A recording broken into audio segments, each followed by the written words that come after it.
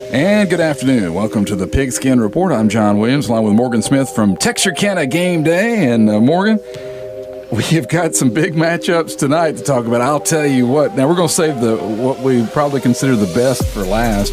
But first, let's kind of look back at what happened last week. And where were you guys last week? We were at Arkansas High. That's right. You were at Arkansas High with me as the Razorbacks opened their conference season against Magnolia. That game was a good game to watch as far as a fan is concerned. You know, Coach Norton had to be happy with his team. I think they had 5 or 6 takeaways. Oh, yeah. Offense, the running game looked good, put up 30 points. Tory Blair was doing good behind that.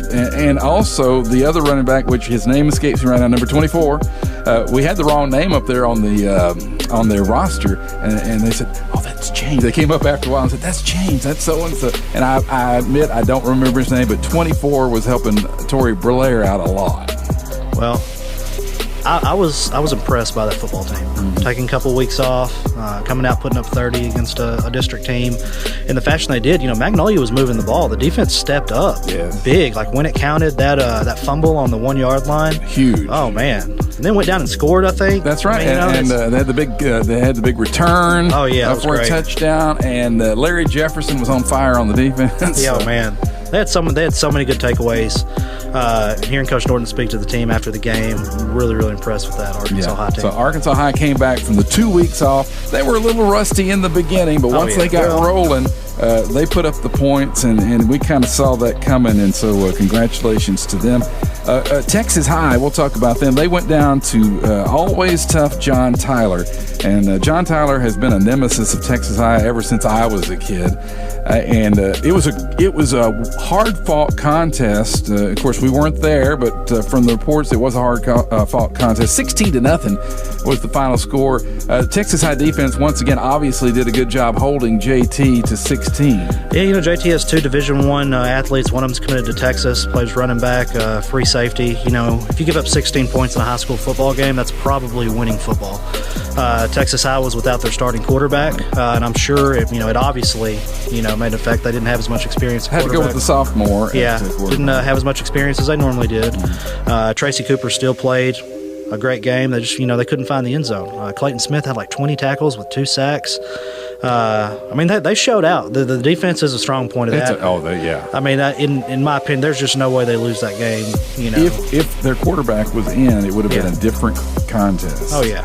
I mean, like I've said before, Texas High is a good football team. I was really surprised by the score. I was not surprised by them only putting up 16 points. Right. The defense was really, really good. I was, surprised by the shutout, but Coach Stanford told me they had a couple drop balls in the end zones that would have been touchdowns. Had a run called back that would have set them up to score. So a lot of things just didn't go their way. That's life. Yeah, I heard that from what I heard from the game, they were doing great 20-20. It's just when they got inside that red zone, they had a few problems or whatever. I guess with the inexperience at quarterback, probably. Look for them to bounce back this week. I think McKinney North comes to town, and I'm really excited to see that. They're a high-scoring offense. I'm really excited to see what this defense does to them. Yeah, that defense is stout for Texas High, no doubt about it. Let's go to Liberty Ilo, where they surprised some people in hanging with Argyle there. In fact, matter of fact, they had the lead for quite a while in the first half. We were all surprised. Yeah. We were sitting there watching that at the end of the first quarter when they were up, in the second quarter when they were up. Right. Almost the end of the third quarter they were up. Then they go down, then they go back up. Yeah. And we're sitting there just like, this is going to be the greatest upset of all time. If they could have just could have stepped up a little bit more. I'm on my phone texting everybody I know, start videoing this game. Yeah, Yes, man. I know Coach King's really proud of his team. I know they go in every week expecting to win. They probably were the only people that expected them to win. And you play against an Argyle like that. Absolutely. Like I've been saying all year, wait till district. Let's see what they do against the Spring Hill. When they're going to be tough. When they're playing the number 1 ranked team in Division I and taking them down late fourth quarter. And I mean, obviously that offense is clicking. It's starting to click for Liberty Island. They had a defensive touchdown. Their defense made big stops. It wasn't all offense, but man, Damian Henderson. We talk about Tracy Cooper a lot. We talk about Bruce Garrett. That kid, Damian Henderson, is a bona fide athlete. Yeah, they've got some athletes on that Liberty Ilo team, and obviously from hanging with them and giving them a big scare, they are coming on. And like I said, Liberty Isle is not a team later on in the season that you're going to want to face. No.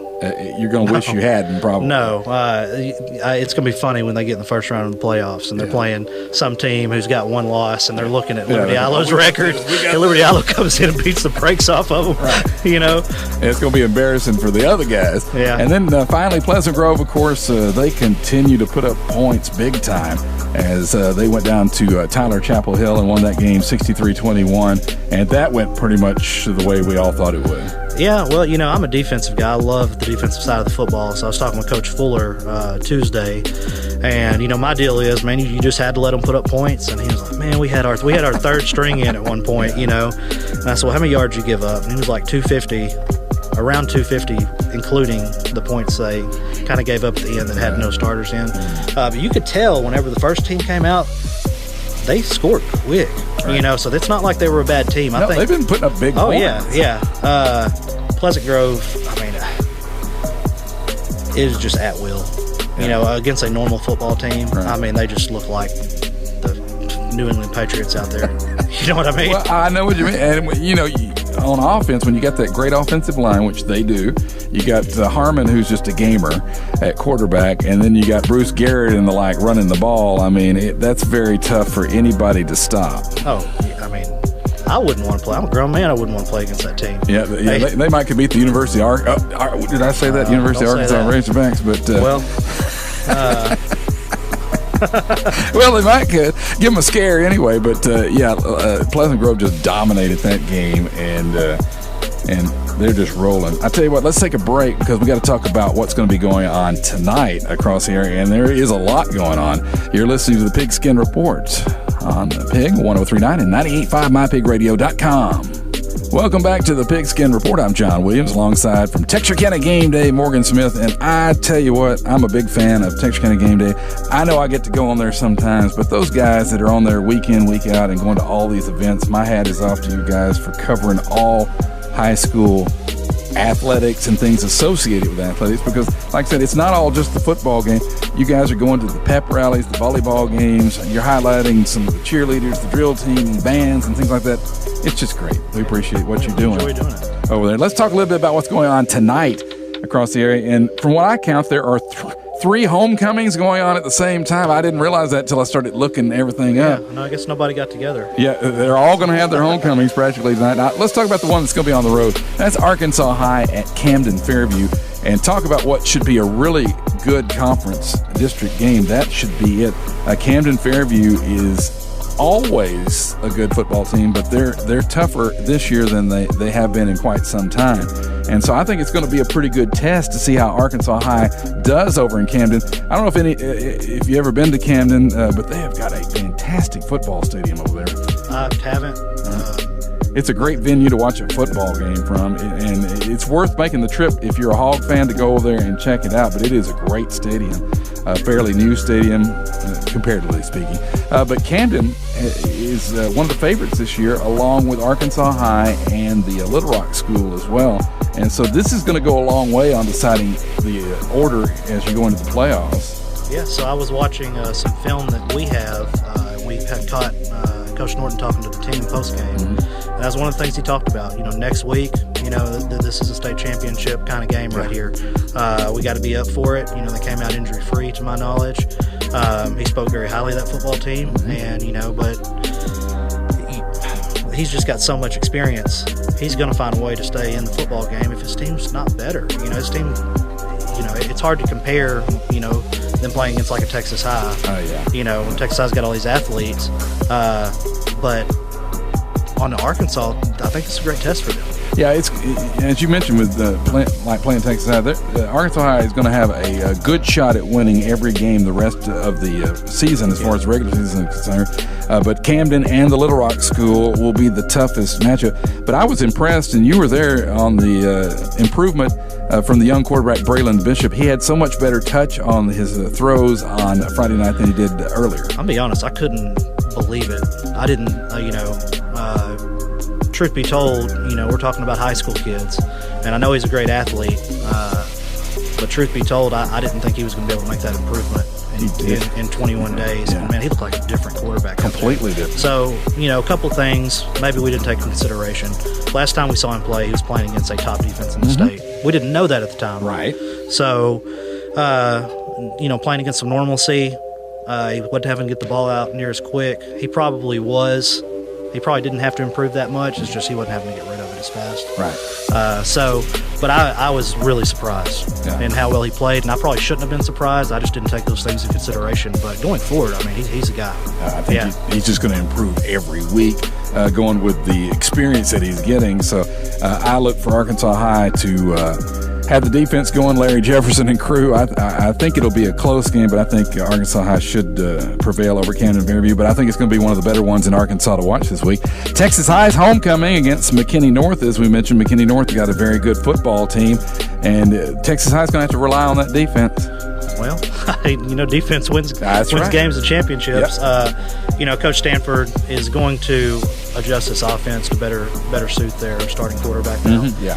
And we'll see how that looks. We did some stuff yesterday morning with some of the players, some green screen things, and they were all talking about we're going to make some scheme changes on offense, and we're going to try to get Tracy out in the open field versus in the middle mostly. We're going to get the wide receiver in the open field, a lot of one-on-one coverage. But my favorite side of the football, defensive side, McKinney North puts up big-time points. I hadn't seen them play or anything. I'm just looking at stats. They're like a big-time football program. But I'm excited to see. Man, this defense is so good. It is something else. And if Texas High can just manage from the 20 to the 20 and get it on in there and score those touchdowns, they can stay right with McKinney North. And it's going to be homecoming, so it's going to be a crazy atmosphere there. Yeah, I kind of hate we can't. Any other week we'd be at that football game. I kind of hate we can't be there. Wish them all the best. We'll have a camera on the sideline getting some film here and there, but man, it is that's the thing I like about you guys is the fact that even though you have your Texas game day set excuse me, at a particular location, you do get a camera to a lot of these other games and get some footage and be able to maybe when we're done I got something to tell you. I got something you probably know about, but I'll tell you that we're doing. And then Liberty Ilo's homecoming is tomorrow night or tonight as well. La Vega, I don't know a lot about them. I just know that they're a good football team. Well, I'll tell you, I heard somebody yesterday, and it kind of made me laugh. Somebody was like, well, who's Liberty Ilo playing? And the guy was like, the San Francisco 49ers, yeah, they might as well. And La Vega's that good. Yeah. La Vega's sitting in the third spot because their only loss was to Argyle. But once again, just focus on coming out injury-free for Liberty Ilo. And who knows? After what we saw last week, that team just might not know how to finish yet. And let's keep in mind that they're playing the best team in the state. And they put up like that kind of fight. Right. They might pull off the upset. Yeah, I mean, if they can not turn the ball over and limit the turnovers, Liberty Ilo is what I'm talking. If they can limit the turnovers, who knows? Like I said, they're getting better every week offensively, especially. They can give these guys a scare. You never know. So I mean, they got to play it on the field. Man, I'm wishing them all. I would love to be sitting there. People say, "Man, look at this score! Look at this score!" It may be another one of those nights where we're getting that report from Liberty Ilo going, "They're ahead, they're ahead." Oh man, I sure hope so. That would be great for Coach King because I've met him once or twice. I like him a lot. Oh, he's a coach of the future there. I mean, if you're a Liberty Ilo fan and you're not an avid fan, you're just looking at the schedule, do not worry about your program. It is in good hands. It is in good hands. And then finally we get to the matchup of the night. Did I spill anything? Nope, nothing in it. The matchup of the night, Pleasant Grove hosting Carthage. I call it Goliath versus Goliath. It's the biggest football game in the state of Texas. Yeah. There's a pretty strong rumor out there that I know that's probably true. University of Arkansas head coach is going to be at this football game, possibly flying in on a helicopter. I wouldn't doubt it. There's 3 different 247 Sports will be there with their main recruiting person is going to be in the house for that. Sideline to sideline will be. Some of the biggest names in high school football are going to be at this game, and I'm going to ask all of them, how often is it that you get to come to one place and see this kind of talent outside of a playoff game? Absolutely. And I'm assuming the answer is going to be never. Never. It's number one against number one. Yeah. It's nuts. We did a little thread this week, a little poll who's going to win, and it is it's crazy. It's almost like cheers and jeers. I'm sitting there having to moderate some of this stuff going on. Yeah. But it's going to be a healthy rivalry. You know, this game in the grand scheme of things, you know, they're not going to meet each other in the playoffs. Right. You don't have to worry about that. Don't have to worry about facing Carthage down the road. Yeah, you know, and I asked Coach Gibson, you know, why, you know, he was playing Carthage before PG was known to be good. Right. You know, like, you know, my question to him was, you know, why even put him on the schedule? You know, he's like, you know, we want to play the best teams in the state. Well, you're doing it. And, you know, yeah, no joke. And this game right here gives us an idea. Will give us an idea of how good we are, and you know, and what we do need to work on. And, you know, here's what we do know: Carthage, 4 out of the last 5 years, won 4 state championships. Right. Even last year when they were down, went, I think, to the semifinals. PG has went to 2 straight state championship games. There's going to be, I think, 11 offered Division I athletes, and it may be 13 now, on the field Friday night at a 4A football game. Yeah. It's unheard of. And Coach Surratt just has a machine going on down there. Coach Gibson's creating his own dynasty. I'm really excited. I've not been excited for a football game, professional, college, or high school, like I am about this game right now. Well, I mean, this one is one of those we always say it's always going to come down to turnover. Yeah, it will. This game is going to come down to whoever makes a mistake and a turnover at the wrong time, because they are so evenly matched. Last year's game went down to the very end down there. Yeah. And both teams are better this year than they were last year. So I think it's going to be tooth and nail all night, and it's going to come down to who gets the big turnover or something at the end of the game to win it. It's definitely got all the feel of the PG versus Paris game. I think it'll come down to the end. I'm excited to see, you know, their big-time players are on offense. They have an offensive lineman that's like 6'7", 360 pounds. They have a wide receiver that's committed to Arkansas, I believe. Their quarterback's committed somewhere. Their running back is a Division I running back. But our defense has 6 Division I players on it, I believe. Yeah. You know, so it's the best against the best. Yeah, it's going to be a great football game. I'm excited we're going to be there. I'm really excited to see how many people show up to this football game. It's going to be just absolutely crazy with it being homecoming and everything else besides that. My dad was wanting to come. I was like, man, you better get there early. And he was like 6:30, and I was like, man, nope, that's too late. You might get there at 5:30. Yeah, I'm not even joking. Really, no, you're not joking. You got to get there really early. But, I mean, whoever wins it or whoever loses it, the season's going to go on. Like I said, they're not going to face each other in the playoffs. It's going to be more of a kind of a pride thing when it's over or whatever. I just wish the best of luck to Pleasant Grove. I hope they beat them, but it's going to be the classic matchup. Yeah, I mean, 1 versus 1. I can't even find online where a game like this has been played outside of a playoff game. Right. I mean, it just doesn't happen. It's like the state championship of the 2 divisions of 4A, but you get to go on after this no matter what happens. Both of these teams preseason were picked to win the state championship in Division I, Division II. Yeah, so the best are playing the best, and it's going to be crazy out at Pleasant Grove. Good luck to the Hawks. Good luck to all the area teams. Morgan, thanks for joining us again. Yeah. Real quick, did you see what we launched last week with Game Day Junior? Oh, yeah, I did. Yeah, we have big plans for that. We're going to be covering 8th grade all the way down to Little League. And, boy, people get enthusiastic about the youngsters. Oh, man. It's just another aspect of us building the brand, including everybody. And let me tell you, I went to a Little League football game on Saturday. I don't know if you saw that. I had the best time I've had in a long time. These little kids are in 2nd grade playing tackle football. It was great. They love it. It was great. I don't know if you saw this one kid for the Texarkana Leopards made this move. And, I mean, it was straight out of Ezekiel Elliott's book. I did see that, I think. It has over 20,000 views right now. It's crazy. It's just – people love the kids. Oh, no. I do, too. Yeah, we do, too. Be sure and get out and support your favorite team tonight, and good luck to all the area high school football teams and all the squads, the cheerleaders, drill team, band, everything that goes along with it. And good luck to them. And join us again next week for another edition of the Pigskin Report. It is 103.9, 98.5, mypigradio.com. Welcome to Pleasant Grove Hawks Stadium. Man, what a night for football. It is 5:45, and these people are just flowing in right now. This is exciting stuff. So we're here with the Chicks Choctaw Girls. I'm Morgan Smith, Craig Jenkins, Katie and Lizzie Baker. Big-time football background. Yes, a little bit. So y'all both have national championship rings at University of Texas. Katie's got the national championship ring. I was a year later than that. I missed out. You ever wear it around the house anyway? Well, if only my fingers. She's got the tiniest fingers. I can't fit anything. It's ridiculous. It's an exciting time. I know your dad was a football coach. You've been around football your entire life. Tell us, how does the buzz right now feel to you? Oh, man, this is exciting stuff. This is what you just love about East Texas football Friday nights. This is the entertainment. Everyone's got to be here clearly early and ready to cheer on their team. Let's talk about some PG district games. We'll get back into Carthage PG here in just a second. Okay. Let's run through how the teams are doing in Pleasant Grove's district. Well, can we start with Gilmer? Tell us what Gilmer's up to.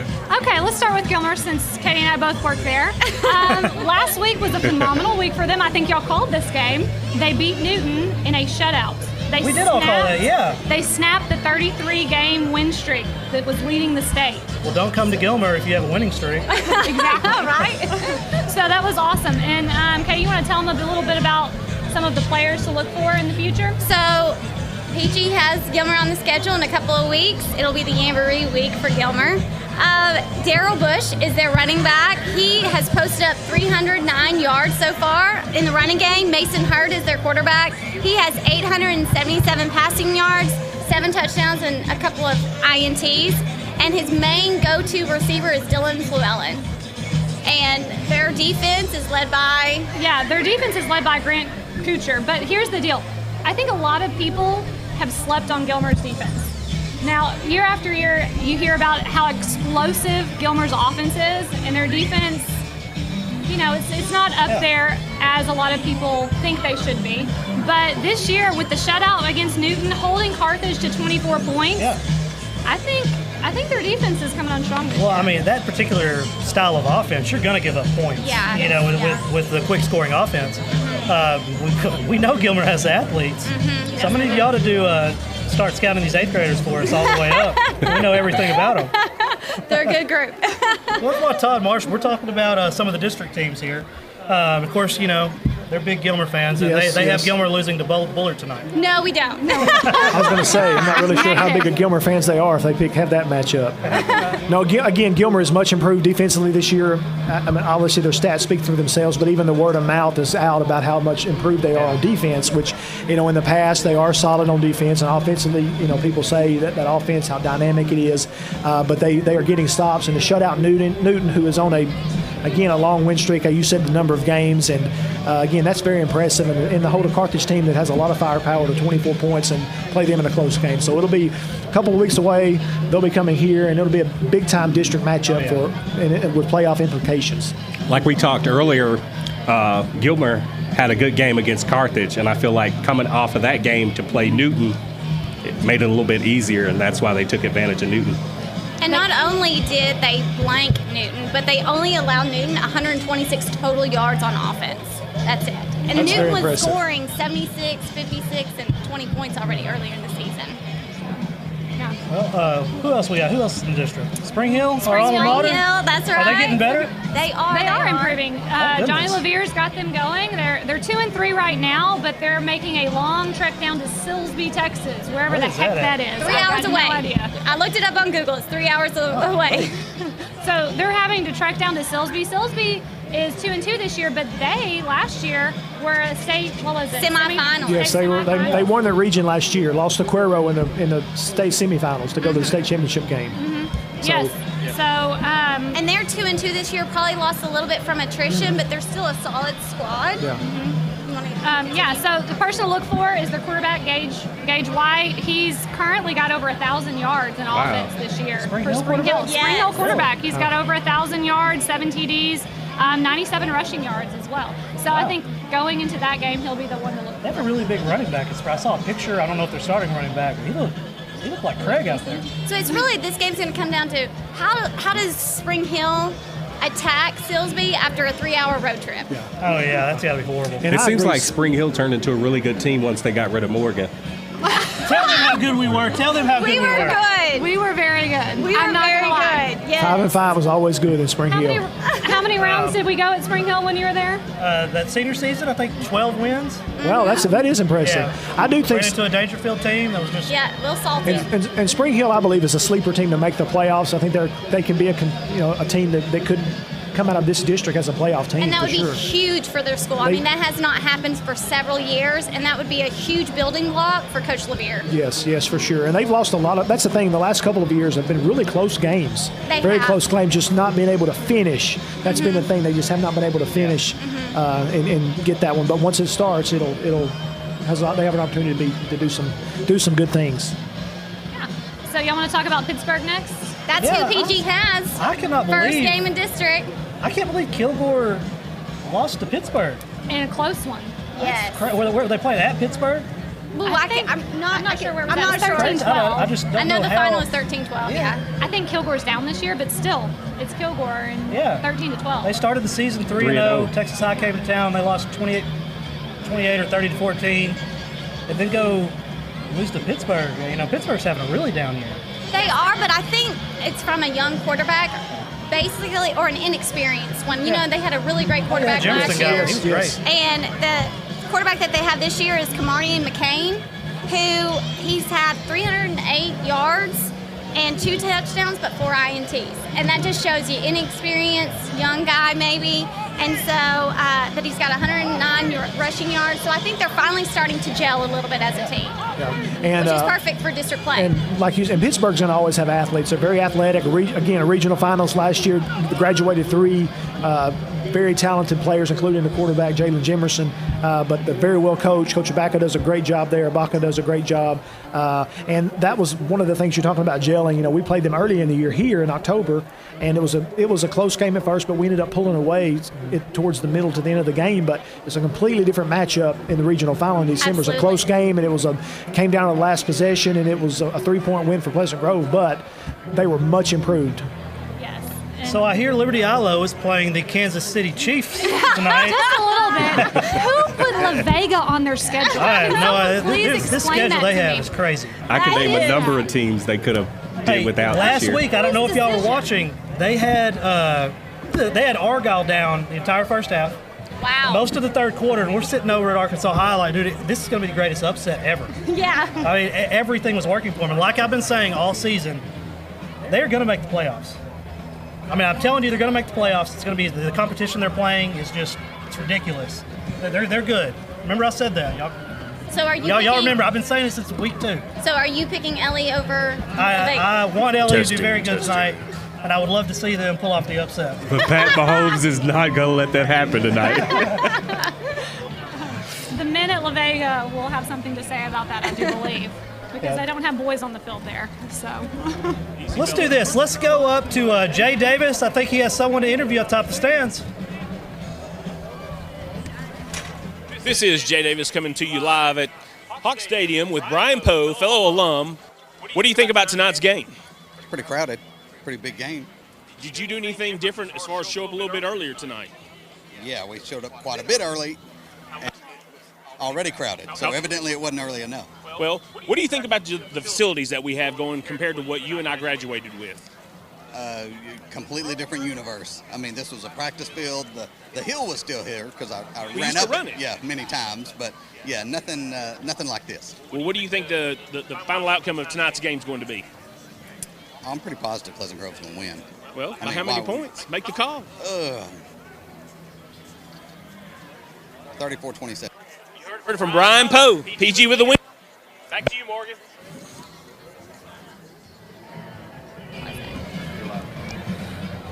We are back. Let's have a segment. Let's talk about some area games going on around us before we get to this big PG Carthage game tonight. Tell us a little bit about Jefferson Bulldogs. Go ahead. Oh, okay. So Jefferson, they are killing it right now. They're averaging over 12 yards a carry on offense. Their running back is averaging 15 yards per rush. And he already, sorry to interrupt, but he already has over 1,000 yards rushing, and we're only halfway through the season. It's incredible. So on offense, they're pretty much a powerhouse. They're 5-0, 1-0 in district. So it's going to be a pretty good game. Hugh Springs, they got beat by Mount Vernon. Who is undefeated. Who is undefeated. And that's their only loss this year. I'm still going to take Jefferson this game. I'm going to go 42-28. 42-28? That's, Jefferson always has athletes. 1,000-yard rusher this early in the season? Yes. And then the offense per carry, over 12 yards. Did y'all happen to take a look at what kind of competition they've been playing this year? I know they're 5-0, and I know we have mentioned them over the last several weeks, but I can't remember off the top of my head who they've actually played. But, I mean, Hugh Springs is going to be a nice little test. It'll show them really what Jefferson is made of, because Hugh Springs is not bad this year. I mean, they're going to play them tough. They did get beat by Mount Vernon 35-21, so. That's a district game for them, isn't it? Yes, and it's a big district. I think there's 7 teams, so they're playing early. So this is their second game of district already. Yes. It's a big district, Yes. 7 teams, yeah. So, and the second, or another regional game that we're going to talk about is West Rusk and Gladewater. Pleasant Grove knows a little bit about Gladewater. I don't know where West Rusk. I don't know where West Rusk is either. Evidently, they look good. They are. They are. They're 5-0, 1-0 in district. They beat Mineola last week, 26-2. So they took care of business pretty easily. The wide receiver and quarterback is putting up big numbers in both the air and the ground. Their quarterback is led by Jalen Shelton. He has 600 yards passing, 600 yards running already, and 10 rushing TDs. That's good. So it's pretty stout. Yeah, and then their defense, this is what stood out to me, their defense, though, has 3 players who have over 50 tackles already on the season. What? Yes. The thing for me, though, is when you have a quarterback who's already got 600 passing, 600 yards running, if he goes down, Oh, yeah. that's a season changer right there. So they're just hoping he stays healthy. Absolutely. How did Gladewater do last week? They beat Winsboro 16-12. Really? Yes. And that Gladewater, you're talking about that matchup, that could very well be a playoff matchup. West Rusk made the playoffs last year. Gladewater's very strong. They'll make the playoffs as well. So you could see that matchup, second or third round, possibly a regional final game if it matches up that way. So that could very easily see that matchup again in just a few short months. Speaking of a couple of local games, Liberty Ilo bring in La Vega. It's their homecoming tonight. Craig, your Texas High Tigers are bringing in McKinney North homecoming as well. How do you see that one playing out? Texas High is just going to have to bounce back with the loss of their quarterback. They've played a sophomore, hadn't had much playing time. They threw him in against John Tyler last week. The defense was really fast. I think he tried to get adjusted maybe a little bit late, so hopefully that'll, make it better for him this week. Well, this team they're playing is averaging over 50 points a game. We know how good this Texas High defense is. They're giving up less than, I think, 17 points a game right now. I mean, so I'm kind of excited to see what happens to that. I hate they're without, the number 1 quarterback they started the year with. But Coach Stanford told me he's changed his scheme a little bit. He's going to base the offense around a lot of his strengths. And, we should see a different offense tonight. And, of course, I'm sure we're going to see a lot of Tracy Cooper. That's what's going to be a big thing in the game is if Texas High's offense can give that defense some time to rest. If not, it'll probably be a blowout. Well, last week we saw the same thing. John Tyler has athletes at every position. One of them committed to the University of Texas. And the way they played that game, only giving up 16 points, they were out there a lot. Yeah.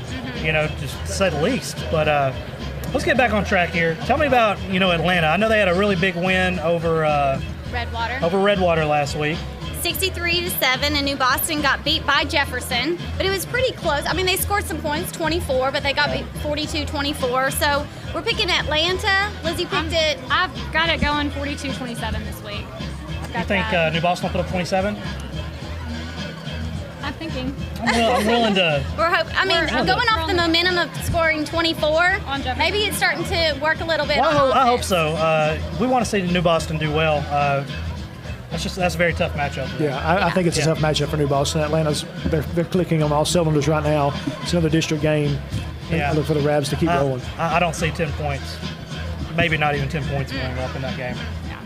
Personally, but you know football. I'm going. Well, it's just wondering. There's a reason you were at University of Texas on the football squad. All right. But it is one of those things. Well, how is Atlanta going to approach this? But with New Boston 0-5, are they going to approach this as we're going to play down to their level, or are we going to show dominance? Yeah. So it's really how do the kids attack the game this week?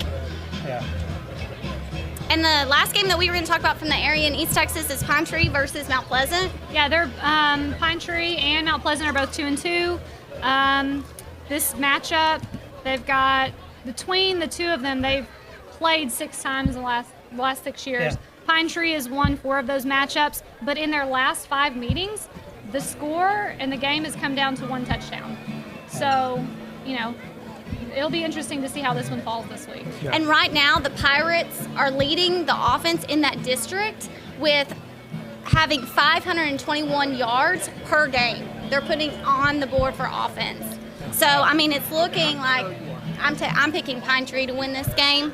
They beat Hallsville last week, and Mount Pleasant got beat by White House 40-14 last week. So let's talk about the game we're all here for now. Let's talk about Pleasant Grove versus Carthage. What do you think about it? I'm fired up. I'm excited. I think you can see us people reporting, or you can see our fans out here. They're excited. Some of these fans have been standing in line for a long time. It's been hyped up now for all week. The talk's been in both communities, both excited, looking forward to it. Just a great atmosphere. We've got nice weather. It's cool. Beautiful. We've got the berm opened up and there are kids over there. It's just a very exciting night. Our student section's filling up on this side. They're ready to bring the fire tonight. Our band and our showstoppers and our cheer. So we're just excited, looking forward to these Hawk fans, giving them something to cheer about tonight as we go out and do something, and just something special to experience. We're just enjoying the moment at this point, and it's just take the time to enjoy this moment as a fan and just all of us as school individuals, and I know our coaches and our kids have as well. You know, I talked to Coach Gibson right after the pep rally. His mother's here, his dad's here. You know, he's here with his brother, childhood friends on the coaching staff, and he was like, "Man, I'm telling you, what you're witnessing right now, you will never see again." Right. He said, "This is special." And he's been waiting 40 years for this. I mean, that's what he told me. My main question to him was, homecoming, why put a team like Carthage on the schedule? And he was like, for this right here, this environment. He said, we can play with anybody and we're not scared to play anybody. And that's the reason Carthage is on the schedule. Yeah. And, man, PG's loaded. Yeah. But so is Carthage. So is Carthage. There are athletes on both sides of the field. And, like you mentioned about alumni and your family, from a personal note, I worked with Coach Surratt. Some of those guys over there. One of those guys was in my wedding. My brother played for Coach Surratt. He's here tonight. So we know people on both sides, but we're Pleasant Grove. We're black and gold. We bleed black and gold. So we're just excited about it. And again, athletes all over the field. There'll be a lot of guys on both sides that'll be playing on Saturdays, more than at the Division I, Division II, and so forth levels, Division 1AA or FB, FCS level. So just a great atmosphere and exciting. Awesome. Thank you, Todd. Let's do this. Let's go to commercial break, and we will come back with one of the top podcasts in the state of Texas, Sideline to Sideline, with Grant and Terry. Find yourself in need of emergency care, come see us at Texarkana Emergency Center. We're open 24 hours a day, 7 days a week, 365 days a year. We're locally owned with board-certified physicians for all your emergencies. We accept all private insurance. At Texarkana Emergency Center, we have on-site lab, pharmacy, x-ray, ultrasound, and CT. Come see us at Texarkana Emergency Center. Real ER without the wait. The next generation of emergency care.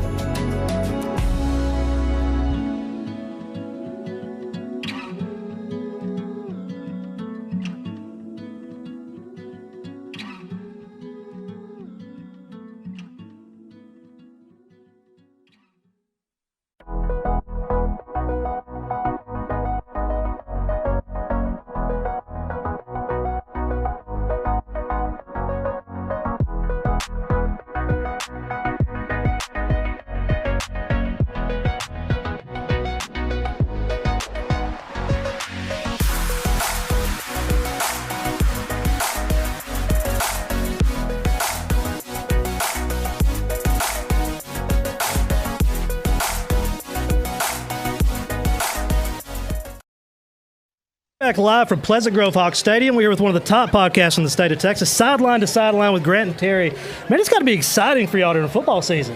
Yeah, it is. We're on the road a lot. Get to see a lot of great football. I tell you, though, where we've been this year, and we've been pretty much all over the state, I don't think the atmosphere is going to be matched tonight. Anywhere we go after this, we're on the road in, Needville next week to see West Columbia, who's ranked in the top 10. Needville is probably going to be ranked in the top 10 next week. And that's a big game, but I don't think it'll have the atmosphere that we're going to see here tonight. Oh, man. 20 offers so far, 20 players with offers at some level of college. Man, it's exciting. Number 1 versus number 2. How often do you see this? You've been doing this a long time. Well, I mean, it's number 1 versus number 2. But I think what's more important, it's number 1 versus number 2 in East Texas. Once Pleasant Grove came onto the scene, and they won state, it kind of put Carthage on notice. Carthage, ever since they've taken over in 2009, they've kind of been the bell cow 4A, and now Pleasant Grove is trying to establish themselves. So to me, the Battle of East Texas is more important than the Battle of 1 versus 2 in the state. Yeah, that's a very good point. And, one thing also, how many times, it's very, very possible that Pleasant Grove wins the 4A Division II state championship this year. It's very possible that Carthage comes out and wins Division I. How many times after the state championship is played, you say, well, I wonder who would win when 4A Division I state champ plays 4A Division II state champ? Going to have our answer here tonight. Might have to wait till December, but we'll kind of know who the better team is. We thought that was going to happen last year, but Liberty Hill and Cuero put an end to those dreams for these two teams. So where all have y'all been this year? Y'all were here first game, right? Yeah, we were Pleasant Grove and Paris. Then we went and saw Newton and West Orange Stark. Last week we were at Decatur, Glen Rose, and Canadian in Vernon, Canadian and Grapevine Faith in Vernon, because we do a 4A podcast and a 3A podcast. Okay. So far and then like you said, next week is Needville and West Columbia. Looks like Springtown might be on the list. We got a couple more West Texas trips. Yeah. And then we got a bunch of 3A schools that we're Where y'all based out of? Dallas area. Oh, okay. Yeah. We're right in the perfect spot. What do y'all think we're going to see tonight? I think you're going to see exactly what we think we're going to see. We're going to see 2 top teams. Wouldn't shock me if early there's a little bit of that nervousness and you're going to see some mistakes. And I think this game's going to be won. I hate to be generic. It's going to be won between the Carthage offensive line and the Pleasant Grove defensive line. Yeah. We've talked about the bookends for the Hawks, but I mean, Carthage year after year after year, its offensive line is where everything is built. So you're getting strength versus strength. And so, I mean, at the end of the day, I think that's where the ball game's going to be played. Have y'all seen very many 4A schools that's got the size on the lines that these 2 schools have? Not many, no. And it's not just the lines. Yeah. It's the look and the physicality of the skill position players, which you don't see like you see, especially here at Pleasant Grove and Carthage. I'll just tell the you, size. them Pleasant Grove linebackers can hit. I ain't watched Carthage a whole lot. There's a difference in 6'4", 340 fat and 6'4", 320 muscle. Yeah. And Grant has said it best on our show. When you see these teams, when you see the Pleasant Groves, you see the Carthages, you see the West Orange Starks, the Newtons, you don't look at their offensive and defensive line, you look at their skill position, you look at their secondary, and when your safety is sitting at 6'2", 220, you have the look of a state championship team. Yeah. That's right, just what he said, big boy football. It's 2 show. physical lines on both sides of the ball. This is going to look like old school SEC football, like LSU, Alabama. This is the high school version of it. Vanderbilt. Vanderbilt, that's right. I think that's Ore City, right? I don't know. Besides all the miles that you guys do, this has to be a dream job for you guys. Yeah, until it's time to drive back. If we don't stay overnight. At the end of the game. When was it? We've been up to Abernathy and Bushland and all that around Amarillo and decided to pocket the hotel per diem, drive back in the middle of the night to Dallas. It's not so much of a dream job then, but yeah, for the most part, we're blessed. Yeah, it's like Reggie Jackson said about ice cream. You like ice cream, but when you get fed to you by the gallons, about week 6 or week 7, we start going, is there any DFW games we can just go check real quick and be back home in 30 minutes if possible? But no, we have a blast. I've been doing this for 17 years. Me and him have been doing this for 12 years as a show, and we've always loved 4A and 3A because it's still this. You still get this. You could have the top 2 teams in the state playing in Dallas, and if it's not Allen or Plano, if it's any other school, there might not be 2,000 people there. Yeah. And you get a lot of one-team towns with one exactly. team. That's huge where my crowds. love is. Absolutely. Yeah, it's still, to me, it's still in the small towns. I'm an East Texas guy. I grew up in Marshall, so for me, it's all about the one school towns. I even tip my hat to Longview, dadgummit. But I'm a big Longview fan. I'm a Marshall guy, so well, you must like losing. Yeah, we got our state champion first. That's all I'm saying.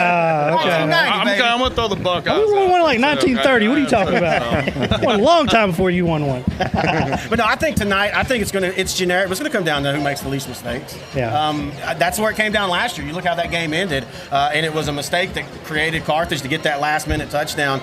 I see it playing out that same way. Not necessarily Carthage winning, but And you also got to realize, though, this is a non-district game, so how much are these coaches going to show? Carthage is infamous about what you see in Week 6 is not what you're going to see Week 10 and Week 11 and Week 12. Well, I'll tell you what, though, when you get on this stage, like I am like tonight, on this stage with this atmosphere, I don't know about, coaches might keep it vanilla, but I guarantee you physically everybody's going to be pulling out all the stops.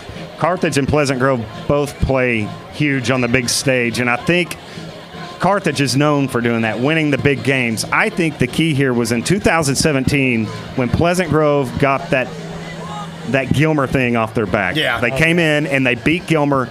That to me says, A, Pleasant Grove has arrived, and B, Pleasant Grove can now play on the big stage and have no hiccups. And I think that's huge. 2 years ago, this game was being played. People would have said, Carthage by 9, 10 points.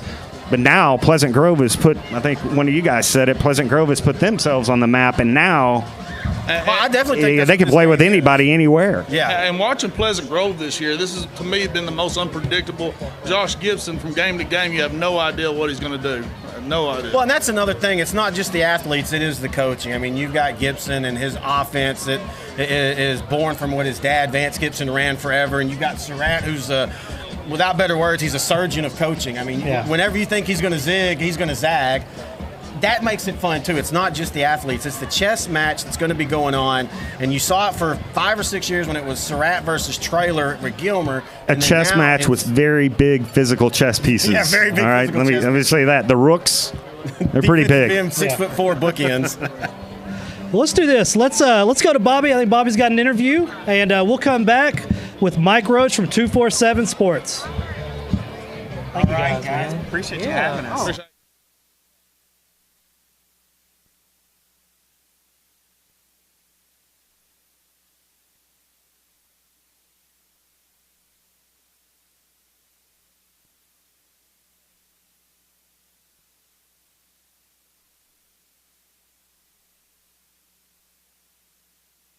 Back quicker, Bobby. Sorry about that, some technical difficulties. We're back at Pleasant Grove High School. We are here with Cameron Albert. He's in 7th grade. And Cameron, what has the school spirit week been like this week? Well, the school spirit has been very hype. Everybody's ready for today as one of the most fan compacted game days of PG. And well, we're first to state. Carthage is second in state, so it's going to be a really great day for both of us. Yeah, it should be a great battle for sure. Do you have any predictions on the game tonight? I would say maybe the score would be 42-35, really close. It's definitely going to be a good game, and we are back at you, Morgan.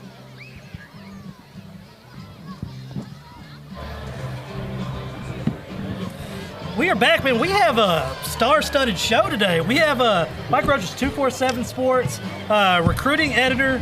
This has got to be an easy night for you. Come to one place and see all this talent. Yeah, I mean, this is it's a bonanza, when you can see, and this is what East Texas does, man. Like, they don't, East Texas can't contend with the depth that, the Houston and Dallas regions have, but every other year or so, they'll have a game where it's we can see 10 guys in this game that are big-time players, and guys out here just built different anyways.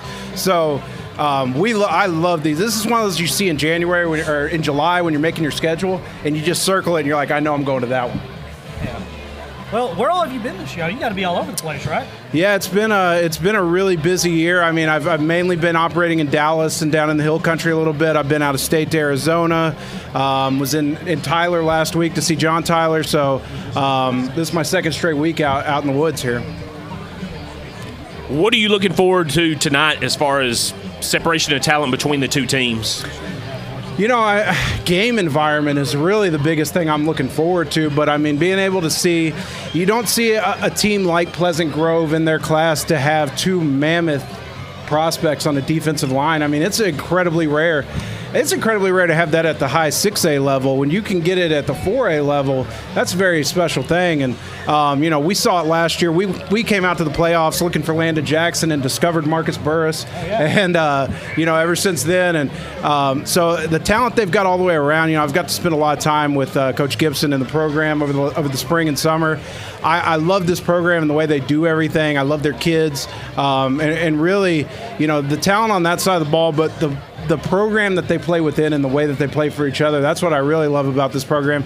And then Carthage, they speak for themselves. They are the elite of the elite when it comes to high school football in the state. Just being able to see a matchup of this caliber is incredible.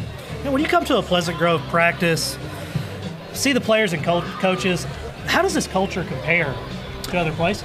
I've told Coach Gibson on several occasions I've never seen anything like it.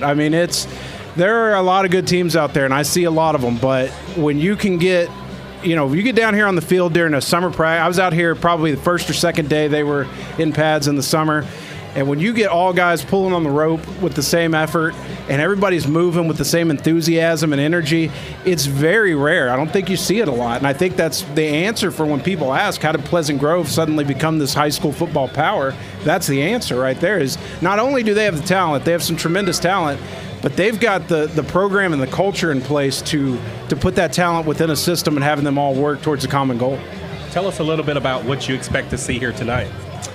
I think it's going to be a heck of a game, hopefully a classic. I think that Carthage has earned the right to basically be a favorite in every game they're in, but I don't think that Pleasant Grove is really an underdog in any game they're in. So, you've seen their performances the last 2 years running through the playoffs. I'm hoping this one comes down to the very end. I know there's probably some people over here on the home side that would love for it to be over by halftime, but I don't think that's the case. I think we're going to see a classic. I really love Carthage's depth up front on the offensive line. Tykeus Crawford, their offensive tackle, is maybe the best offensive lineman in the state when it comes to raw tools. But then, he's got to contend with Pleasant Grove's massive line. Calvante Dixon, Carthage's weapon at receiver and running back. Obviously he's a weapon as well, but they've got dudes. And then I think Bruce Garrett may be the most underrated guy in the state of Texas. So, I just star-studded. It's a lot of kids who love football. And if I had to show somebody the example of what Texas high school football is all about, it wouldn't be a 6A game at Allen Stadium. It would be this game here. Absolutely. I think the home team may have just come on the field. It got a little loud here, but what do you see when you go to other schools? Are the fans? What's this atmosphere like for you tonight? Yeah, this is the Friday Night Lights type of atmosphere, right? And that's what I'm saying is I could, if I've got a lot of family from out of state. If they came in and I wanted to take them to Allen Stadium and have them see Allen, they would see a really cool stadium and a lot of fans, but you don't get the small town feel like you get out here. And I think that's kind of what encompasses Texas high school football. Playing public school football, playing in your community for your community is the most special thing about Texas high school football. And so I think that really this is the example of what it should be about. Who are you looking at hardest tonight? We love Landon Jackson. We love Marcus Burris. Those two guys are huge prospects, probably the top two defensive line prospects in the state of Texas for the class of 2021. What do we got to do to get you to give Marcus this extra star? Well, I don't do stars, but we've been pumping it. So we make recommendations. I've certainly done that. I think Marcus is fantastic. Really, it becomes a thing of we kind of discovered Marcus late last year, so it becomes more of we want to see more of him this year, and I think we're seeing that. And I think he's proving. He's filling out. He's moving a little more athletically. He's getting a little meaner. That was a big thing we were looking for. So, I think that'll come for sure. Man, I tell you who you are sleeping on is Nick Martin. I love Nick Martin. I think that's another guy I'm looking at tonight. I cover the University of Texas. Texas has had increasing contact with Nick Martin, and he's a guy that I met when I came out in the spring. Really thought he's phenomenal at running back or linebacker. Is a real versatile athlete, and really think he's going to be a big player to watch as well.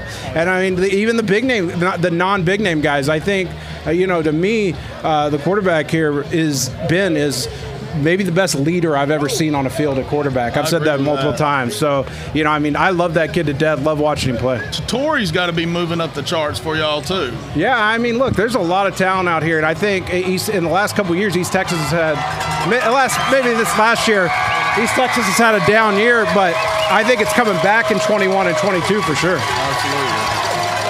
How often have you ever been to a 4A game outside of a playoff game with this kind of atmosphere? No, not with this type of atmosphere. I saw Carthage 2 years ago play at Henderson, which was a pretty nice environment, but it was nothing like number 1 and number 2 in the state going at it. This isn't an atmosphere that you can replicate on a lot of weeks. These are one of those special matchups. Well, man, it's been so exciting. This morning, we were out here, started school a little late. I don't know if you saw it. We had the cheer band players, interviewed coaches, whole 9 yards. I just don't get this anywhere else. Coach Gibson was telling us there's a guy from Alaska never been to a Texas high school football game, and this is going to be his first one. Well, he's going to be ruined. It'll never live up again. I mean, I pulled into town today, checked into my hotel, and the guy at the front desk goes, "You here for the game?" I mean, that's it. That speaks for itself. Well, man, we really appreciate you coming on. We want to see that extra star for Marcus, and don't tell him don't sleep on Nick anymore. And man, enjoy tonight. Yeah, absolutely. Come holler at us post game. Absolutely. I appreciate you guys for having me on. All right, let's go to commercial. Thanks, guys. That was awesome. Beautiful, isn't it? Beautiful, handcrafted stone is our passion, and we ensure our customers receive the quality they deserve. We stand by our word. We stand by our products, services, and work that we do. Our team of experienced craftsmen and product experts have been perfecting their craft of fabricating and installing stone since 1998. Visit the Design Center at Red River Lumber to see the many beautiful stone options available for your next project. A strong work ethic takes pride in a job well done. This is the kind of person you need. Express Employment Professionals can help because we understand what it takes to hire good people. It takes real people, real interviews. We find good people, matching the right skills for the right jobs. Express knows jobs. Get to know Express. Go to expresspros.com to find a location near you. Is your business the best that it can be? Let us take it to the next level with our wide range of professional services. Media management, digital marketing, promotional items, geofencing, artwork, and videography. Let us help you be seen. We are TXK Marketing. We are TXK Marketing. If you're looking for authentic Cajun-style meats prepared and ready to cook and take home, look no further than Lanyard Specialty Meats. We here at Lanyard Specialty Meats select nothing but premium meats, and we season it to perfection so that you'll have all of Acadiana flavor here in your own home. Come by Lanyard Specialty Meats for all your tailgating needs for this football season or hunting season. Remember, Lanyard Specialty Meats. Lanyards is an official sponsor and proud supporter of Texarkana Game Day. We are back. We have Coach Surratt, Carthage Bulldogs, one of the, if not the top coach in the state of Texas. Man, tell me, 4 state championships last 5 years, you got it rolling. Well, we're having fun. That's the main thing is, we want to play at a championship level, and it's going to be a championship atmosphere tonight, and it's going to be fun. It's blackout for, I never thought I'd see a day. I've been being up from this area and you coaching at Texas High and some atmosphere like this. So Coach Gibbs has done a great job, and congratulations to those guys. Let me ask another question. When is the last time somebody's put you on for homecoming? I don't know. Honestly, it's been that long? I really don't know. I can't answer that question. I asked Coach Gibson today. I was like, man, why Carthage for homecoming? He was like, for this atmosphere right here. Same reason he wants to play us. Well, honestly, we had you guys for homecoming last year, but that wasn't for that reason because it was really the only one we could have at that point. But I don't know. We like to play somebody not very good in homecoming, honestly. Well, it'd be nice if our young men could play in this atmosphere each week. I think that'd be fun for them. But how did you prepare your team to be able to come into an atmosphere that's going to be a little bit larger and louder than most? Well, it's daily grind. We work out in the indoor a lot, put a lot of music on and a lot of noise, and try to practice like a game situation as much as we can. But you can't do it. You can't emulate what Pleasant Grove's going to do us tonight, and wing tee or the size and how physical they are on defense. So we'll have to adjust to that early. You've been at Carthage now for a number of years, so you've been able to establish your football philosophy with the middle school kids. Does that make it easier as they make it into high school and make it to varsity? Absolutely. You know, we do exactly the same thing on a smaller scale at junior high, but we're going to run the ball down there a lot more, obviously, because the quarterback's usually a little bit behind down there, but we're going to get underneath and do a little shotgun, but we do the same thing.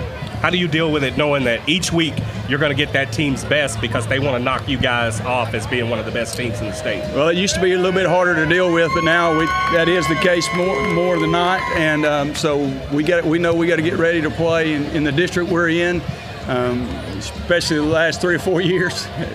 With the District of Doom, you better be ready to play every week or you're going to get your butt handed to you.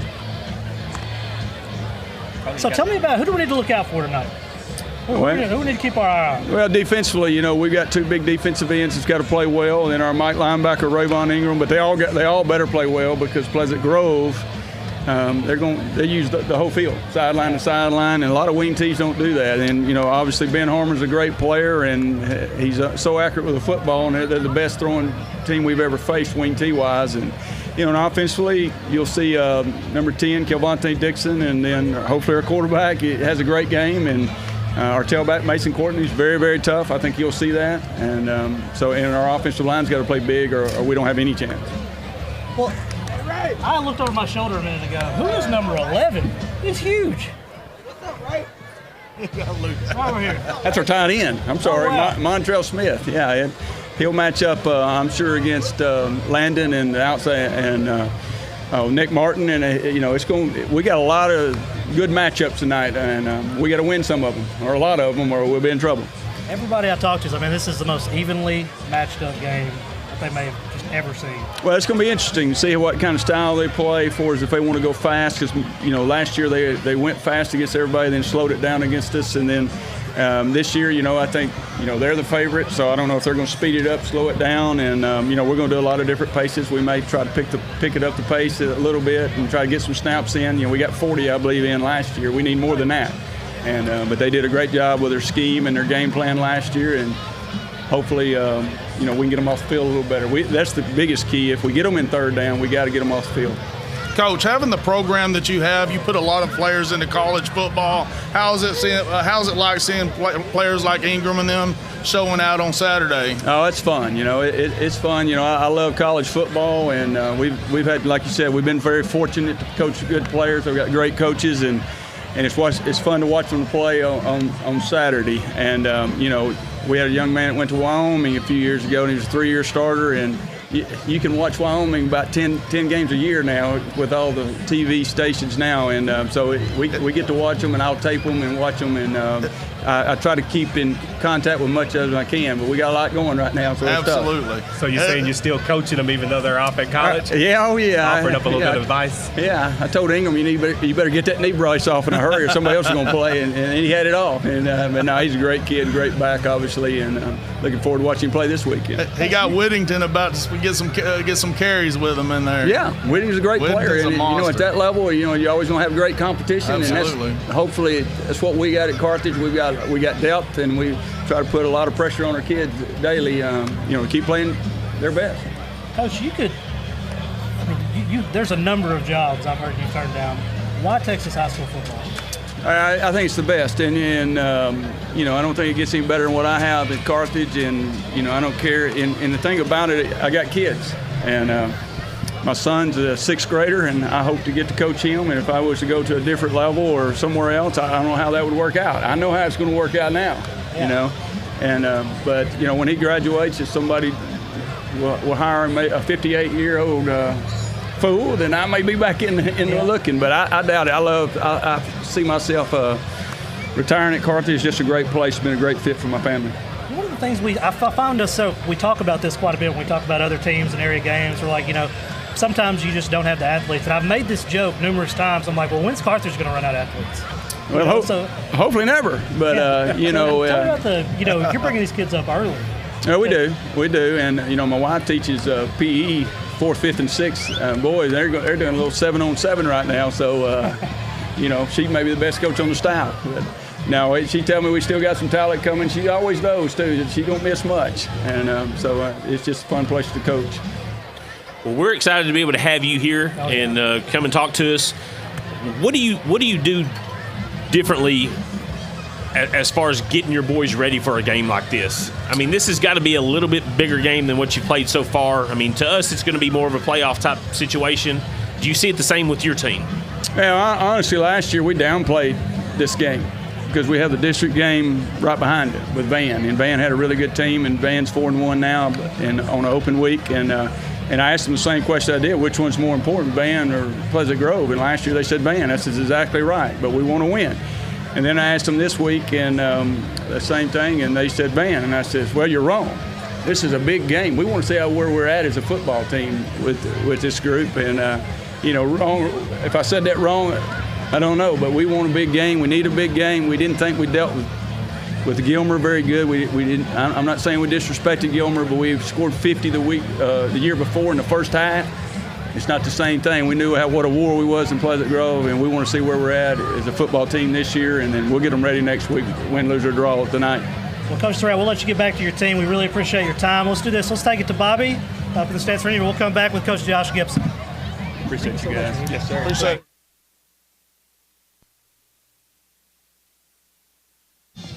And we are back at Texas County Game Day, and I have Ansley and Dylan with us here. And how excited are y'all today for today's game? So excited. So excited. Yeah. Really excited. Really excited. Now, I hear your dad is one of the coaches on the football team. Is that true? Uh-huh. And he is the defensive coordinator for the Pleasant Grove Hawks tonight, or for every night, as a matter of fact. And Miss Ansley, what's your favorite part of the game tonight? Everything. Yes. Okay. She says everything. So we're all excited here at Pleasant Grove High School, and we'll send it back to you, Morgan.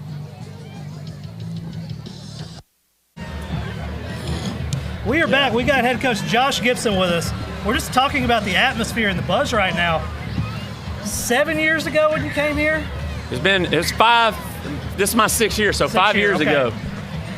Did you expect this when you came? Well, I mean, just look around. Well, this is what we dreamed of, and that's why it's such a blessing right now, is we're getting to live that dream. These kids they dreamed it too when they were in 7th grade, and people in our community dream we have this type of program, and so it's awesome. It's unbelievable. Well, I was amazed just how quick the stands filled up tonight. Oh, yeah. It's just impressive. We've got people all over the berm on blankets. I really wasn't sure how many people would show up with blankets, but I'm impressed. We were going to have a full house tonight and then some. Yeah, and that's awesome. That it's filling up. It's filling up. But my first Booster Club meeting, somebody asked me. They said, "When are we going to be able to sit in the grass?" And I said, "When we sell out all these games, we can. We're going to have to." And to see that happen, and I think we're going to be here at double capacity tonight. And man, that's awesome. Man, Give us your playbook tonight. What are we going to see from this offense? I really think you're going to see a lot of what we've done in big games in the past. We're going to run the football, and we're going to run it right at them, and we're going to have to get some big plays in the passing game to be successful. You can't be one-dimensional against these guys because they play so well up front. They haven't given up many rushing yards this year. But we're not abandoning the rush because of that. I mean, that's what we do, and we do things good too. But we're going to have to make plays in the passing game to really be able to open up and score points like we usually do. And if we're not able to do that, we're going to be tipping our hat to those guys, and they're going to be that good. But that's our plan of attack. Awesome. Since the pep rally, what are some of the things you've been talking to your guys about as you get closer to kickoff? Just the focus part of it, stay focused, and I know they will. They've been in a lot of big games. I mean, we played in 2 state titles, played in a lot of playoff games. I mean, as many as anybody in the state the past 2 years. And then to be able to play the Paris, the Atlantas, the Hendersons, all those state-ranked teams, it helps us for these moments. We didn't play a soft schedule, so we've had to get up before, and I think this one is the biggest one we played this year, and against the best team that we're going to play, and a great crowd, fan base over there. But once that clock starts ticking, I mean, they're going to go full tilt. That's been programmed into them, and that's how they practice every day, and that's who they are. So I think we'll be good. I think all this is awesome to look at and run out of the tunnel and see it and take a minute to embrace it and be thankful for it, and then we're high school kids going to play football. Coach, one thing I can say, you've turned this program around so fast. What's fun to me to watch, tonight with this many people here, it's not just PG people out here. I mean, you got Texarkana as a whole is supporting this team. How does that make you feel? You know, that I got to see that in 2017, how special East Texas fans are. And I think the biggest thing is because they're all about kids. I talked to Craig about it earlier today. When my second year, when we weren't as good and we got eliminated in the first round, we brought LE over here and they practiced in our indoor facility because they didn't have one. And I was at their game in round 4 when they played at AT&T and they were going against Argyle, and I'm rooting for them. And I think that's reciprocated, and I think people pull for folks in East Texas, and when their team's eliminated, they become a fan of you.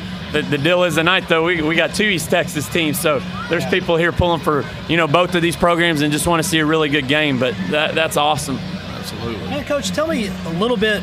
We talked about it this morning. This group of seniors, they were 6th, 7th grade when you came. You watched these kids grow up into young men. How emotional is a night like this? Homecoming. I mean, they finally filled the stadium, and then some, probably double, maybe triple capacity. Yeah. I probably broke down just thinking about these guys in this moment and how fast it's going, how fast it's going to be over. But my gratitude to them and the way that they act, the way that they grow, it just drops my jaw. I could not be more proud of a group of young men, and I could not be more thankful for a group. They're special, special guys, and our senior class is the crew that was coming into 7th grade when I took over, and they're so relational, they're so loving, they're so driven. And then that's permeated down through. They're great leaders. That's permeated down through our junior class, our sophomore class. They have great kids and role models to look up to in their teammates. And I couldn't be more thankful. They are special. They deserve any recognition they get. I don't know if we can give them enough credit. Man, this lineup we have tonight with all these recruiting guys. I mean, there's places on here from Dallas. You have Coach Morris from the University of Arkansas flying in. What are your emotions right now? I mean, there's got to be. You're a football coach. This is what you do, but this is bigger than big time. Yeah, and well, that's the thing that makes football special is there are so many people that are here in the community, not just to watch a football game, but to watch our band students, our showstoppers, our cheerleaders, and it just brings so many people together. That's why I always love football. I enjoyed playing basketball just as much as I enjoyed playing football. But I love Friday nights because of how many people it puts in the stands, how many people it brings together. And you bring a community together and give them a great experience like this. There's relational growth from it. We notice that in the playoffs every year. In the playoffs, families coming in that don't come in as much, and you're drawing them, and Thanksgiving's being huge, and kids' dads who hadn't watched them play before and their dads are showing up. There's some great stories in this deal. One thing about it is when Morgan asked me to come on and be a part of this show, he thought he sold me on coming here because of game day, but those breakfast burritos this morning and to be at this game right here, that's the only reason I'm here for Texarkana game day. Well, we could probably heat up some of them leftover breakfast burritos before you get you fired up at halftime, baby.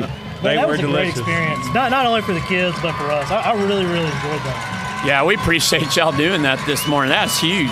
Great way to kick off the day. It's going to be one of the most memorable days in Pleasant Grove football history, in this stadium history, and it started right out there with game day. We had a camera up there when everybody came in, and her words to me were like, "This is insane." Like people just rushing in this door, man. Hats off, congratulations, greatest fans in the state is what y'all call them. Yep. And man, it's unbelievable. Coach, I'm just glad you're here, and I'm glad you're here to take this against Carthage tonight. And what are going to be some of the last words that you're going to tell your guys before you come back on this field?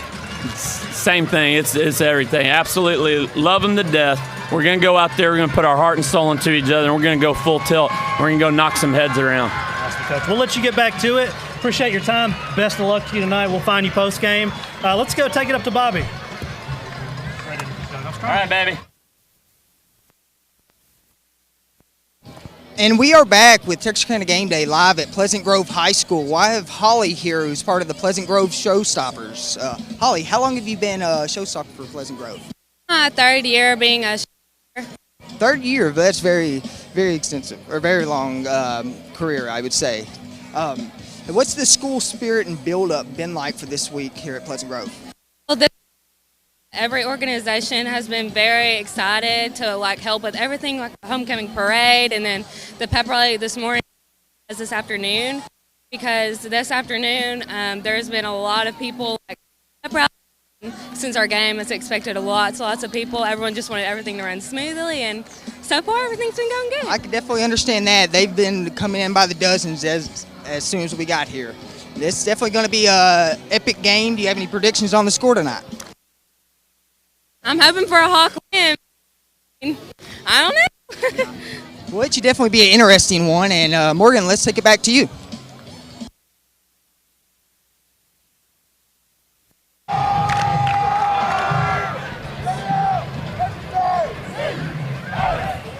We are back. We have Justin Wells, Texas Insider, with us, managing editor.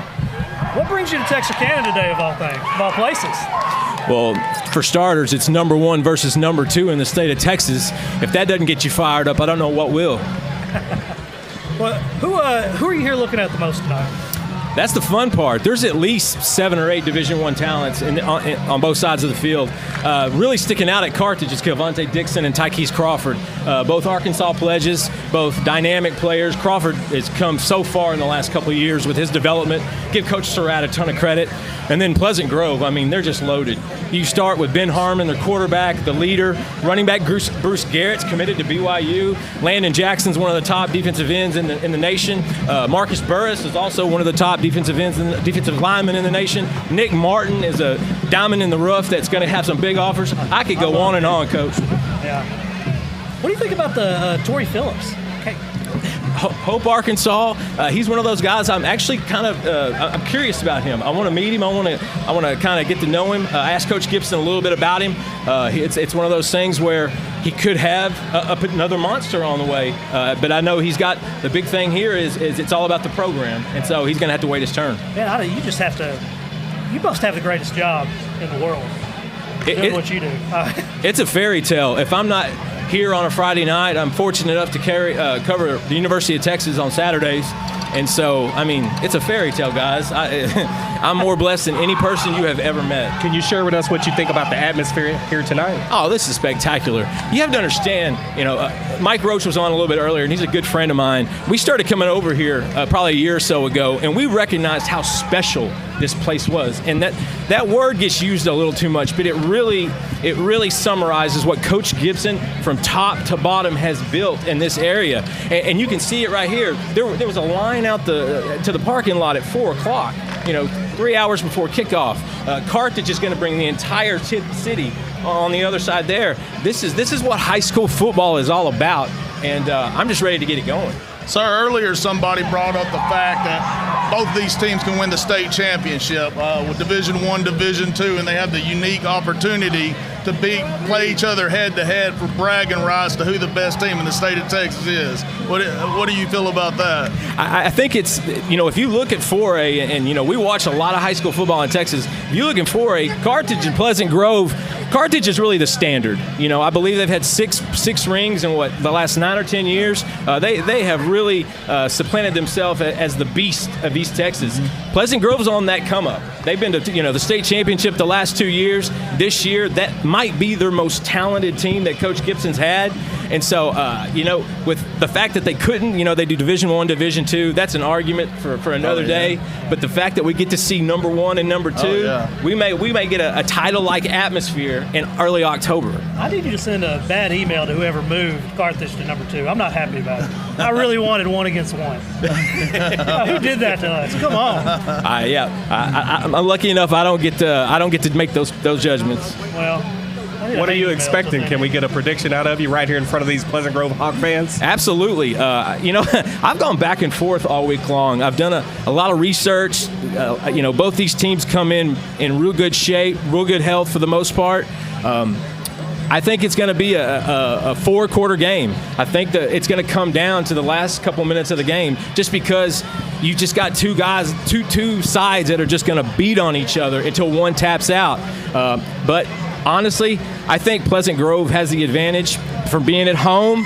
I think Pleasant Grove has the advantage with the interior offense and defensive lines. I think they're bigger, and that way they can control the line of scrimmage. If Ben Harmon is who I know he is, and Bruce Garrett does what he does, I've got Pleasant Grove 40, Carthage 33. Okay, guys, you can put your eggs back up. We don't need those eggs right That's now. a lot of points. We have two great defenses. I agree, but at the same time, I think you might see some scores from defense. Special teams might make a play. That's what 1 and 2 bring you. Yeah. Anything could happen, and there's so many dogs on each side of the field. Man, one thing we found out week 1 against Paris, and we talked about this after that week, this number 1 ranking matters. Oh, yeah. Out here at PG. There were some points in that game where it was – you didn't have to do some of the things we did. Was tough. You know, the team did that, and it matters. They'll go all out full tilt tonight.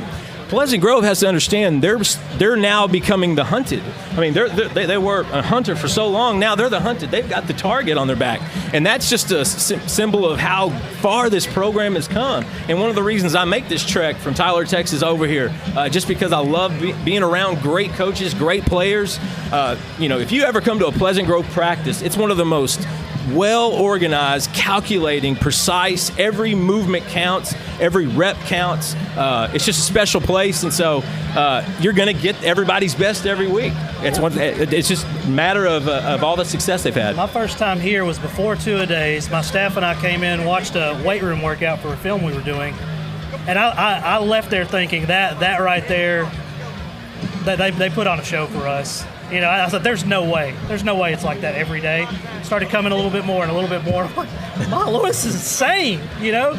I literally thought they were just putting on a show because we were there, but no, man, it is all out. I wonder where Coach Gibson gets all this energy, and I just think it's a very an incredible spirit that he has, and it's like I said, it starts at the top with administration, coaches. The coaching staffs are tremendous, and the kids have bought in.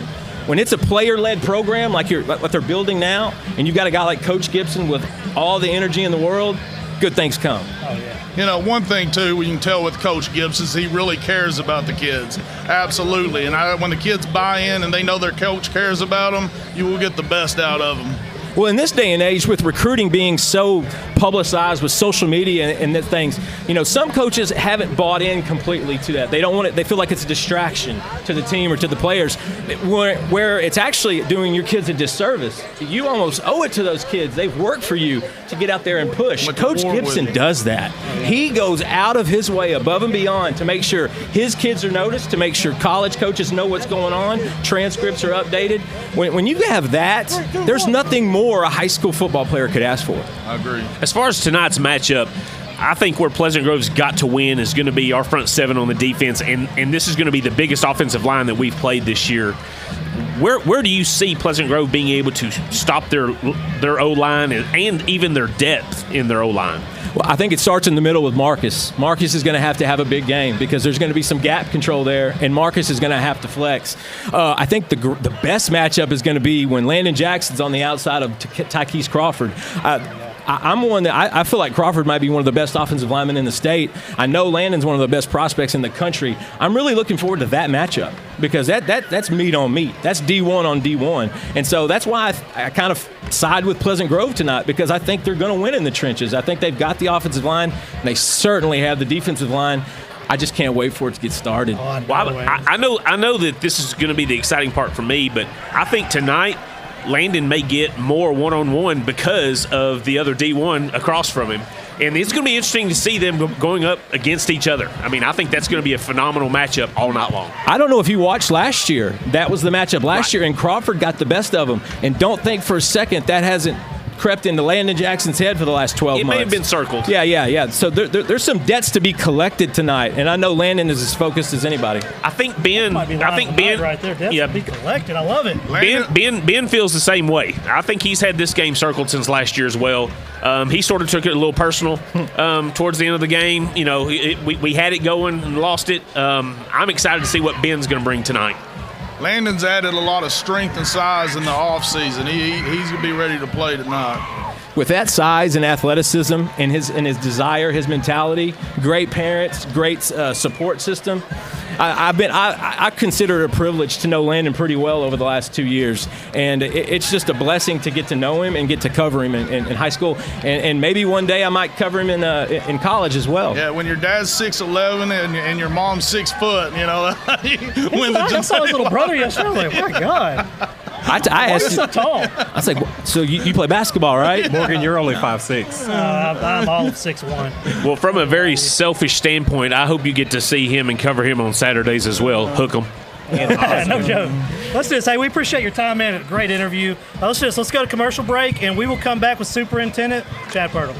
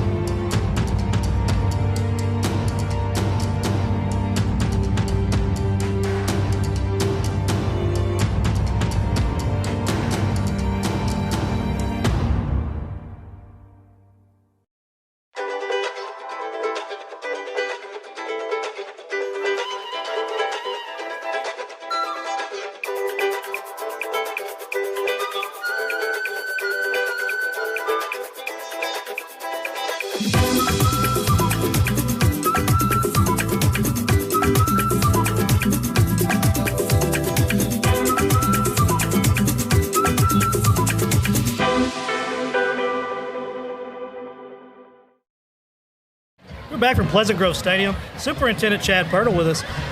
When you took this job last year, did anybody tell you it was this crazy?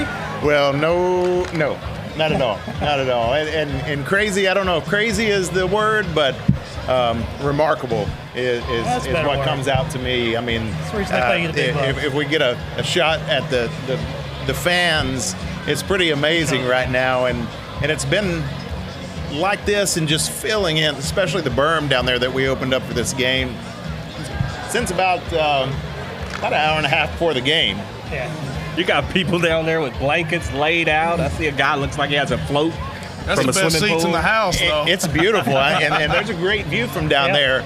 But to be able to manage the amount of people that we're going to have tonight, we just had to. And it may, I'm not forecasting the future, but it may be something we just do from now on. I hope so. That'd be great. It's been a big week this week for Pleasant Grove. Homecoming.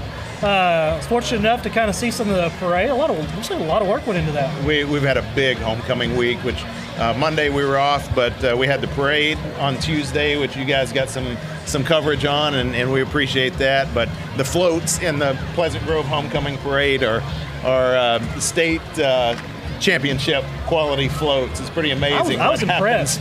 And that's my first parade to see, but it was really nice. There was going to be an elephant in it, and this is a joke. And then when they started coming, I was like, "Whoa!" Yeah, funny. I started looking because it looks so legit. Funny story on that. On Tuesday was the day of the parade, and we get a call from the city manager saying, "I'm hearing we're having horses and monkeys in the parade."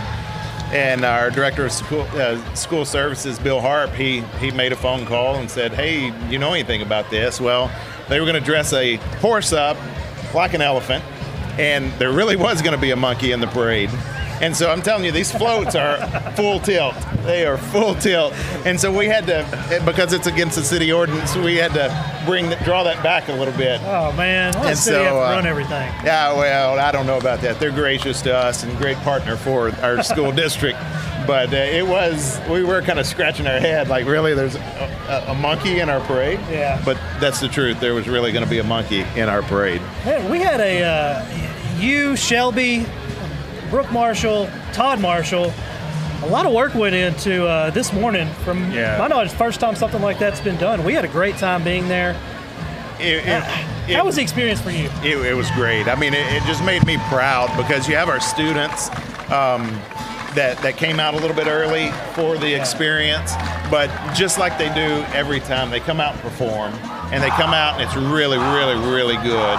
And it just makes me proud to be the superintendent of the quality that Pleasant Grove produces in whatever they put in front of you. It's quality. So we served over 500 breakfast tacos celebrating National Taco Day.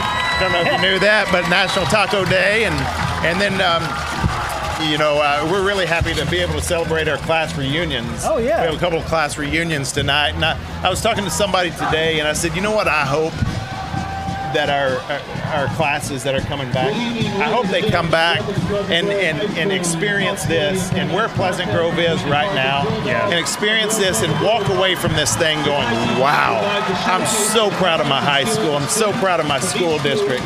And so that's what I hope from our class reunions, our Hawks that are coming back. I hope they walk away from this seeing the berm, seeing the fans, the stands full, 45 minutes, an hour before the game. Great football game's going to happen. I hope that they walk away prideful about their Pleasant Grove Hawks. Well, I've got a special eye for this just because I grew up as an administrator's son. But this week, and this happens all the time here, but this week in particular, I've seen our maintenance and custodial staff walking around here, smiles on their face. They're the first ones here, last ones to leave, and I mean they're helping people without even being asked. I know today we were needing to get a Coke delivery set up in here. There was no one here to really unload it, and all of a sudden here comes the maintenance crew without even being asked. Tell us a little bit about your support staff there. Steve Chateau does a great job of leading that crew, and they are here. They will drop what they're doing to help you out, and it doesn't matter if it's me or a teacher or a cafeteria worker or you. They will drop what they do. Actually, the first game, they were helping you guys wheel this thing out of here. And it's just the quality of people that are a part of our maintenance and custodial department.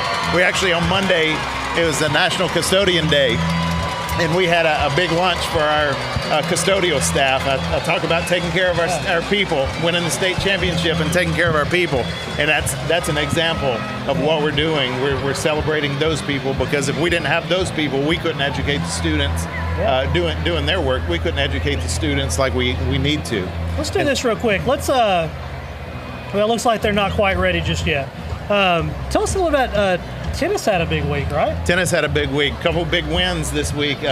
Ended up today, I believe they knocked off Liberty Allo today, Pittsburgh yesterday, and won the first district championship of the year in Pleasant Grove. We anticipate a lot more district championships coming from the Hawks, but I believe that was the first district championship for this school year. Yeah, they had a couple players make a state run last year too, I believe. We did. We had a mixed doubles pair go down and compete at state, and our tennis program is growing big time. We started tennis at the middle school last year or 2 years ago, and that program is just booming down there, and we look forward to seeing the quality and the instruction that they're receiving at that level filtering up and making all of our tennis players state making them state quality, where they can go to Austin and compete for state championships. We'll come right back. We'll talk about volleyball real quick. Let's switch it over to Bobby. I see a familiar face down there in Chad Miot. And we're back live at Pleasant Grove High School with Chad Myatt, who's got an interesting story about acquiring tickets to the game tonight. Yeah, man, I showed up yesterday morning for the pre-sale. I was there at like 10 after 7. I was already the 8th one in line. In fact, there were 3 women in front of me. They were from Carthage. They got here at 7 a.m. yesterday morning, man. Yeah, this place is bumping right now. Yeah, I noticed you had gotten here at 4:30, and you've been here since pretty much the gates have opened. What do you think of the atmosphere here tonight? It is crazy. I mean, I've never seen it this packed before, man. This is gonna be a battle. I'm excited about it. Yeah, it's definitely going to be a showdown. If you're not here tonight, then you're definitely missing out. What are your predictions on the game tonight? Man, like I said, I think it's gonna be a battle. They're gonna start hammering it out. I'm gonna say 28-21. My Hawks are gonna take it. It's gonna be a battle the whole time, but at the end they're gonna pull it out, man. I really do. Pure confidence out of Chad, Maya, and Morgan. We're back to you.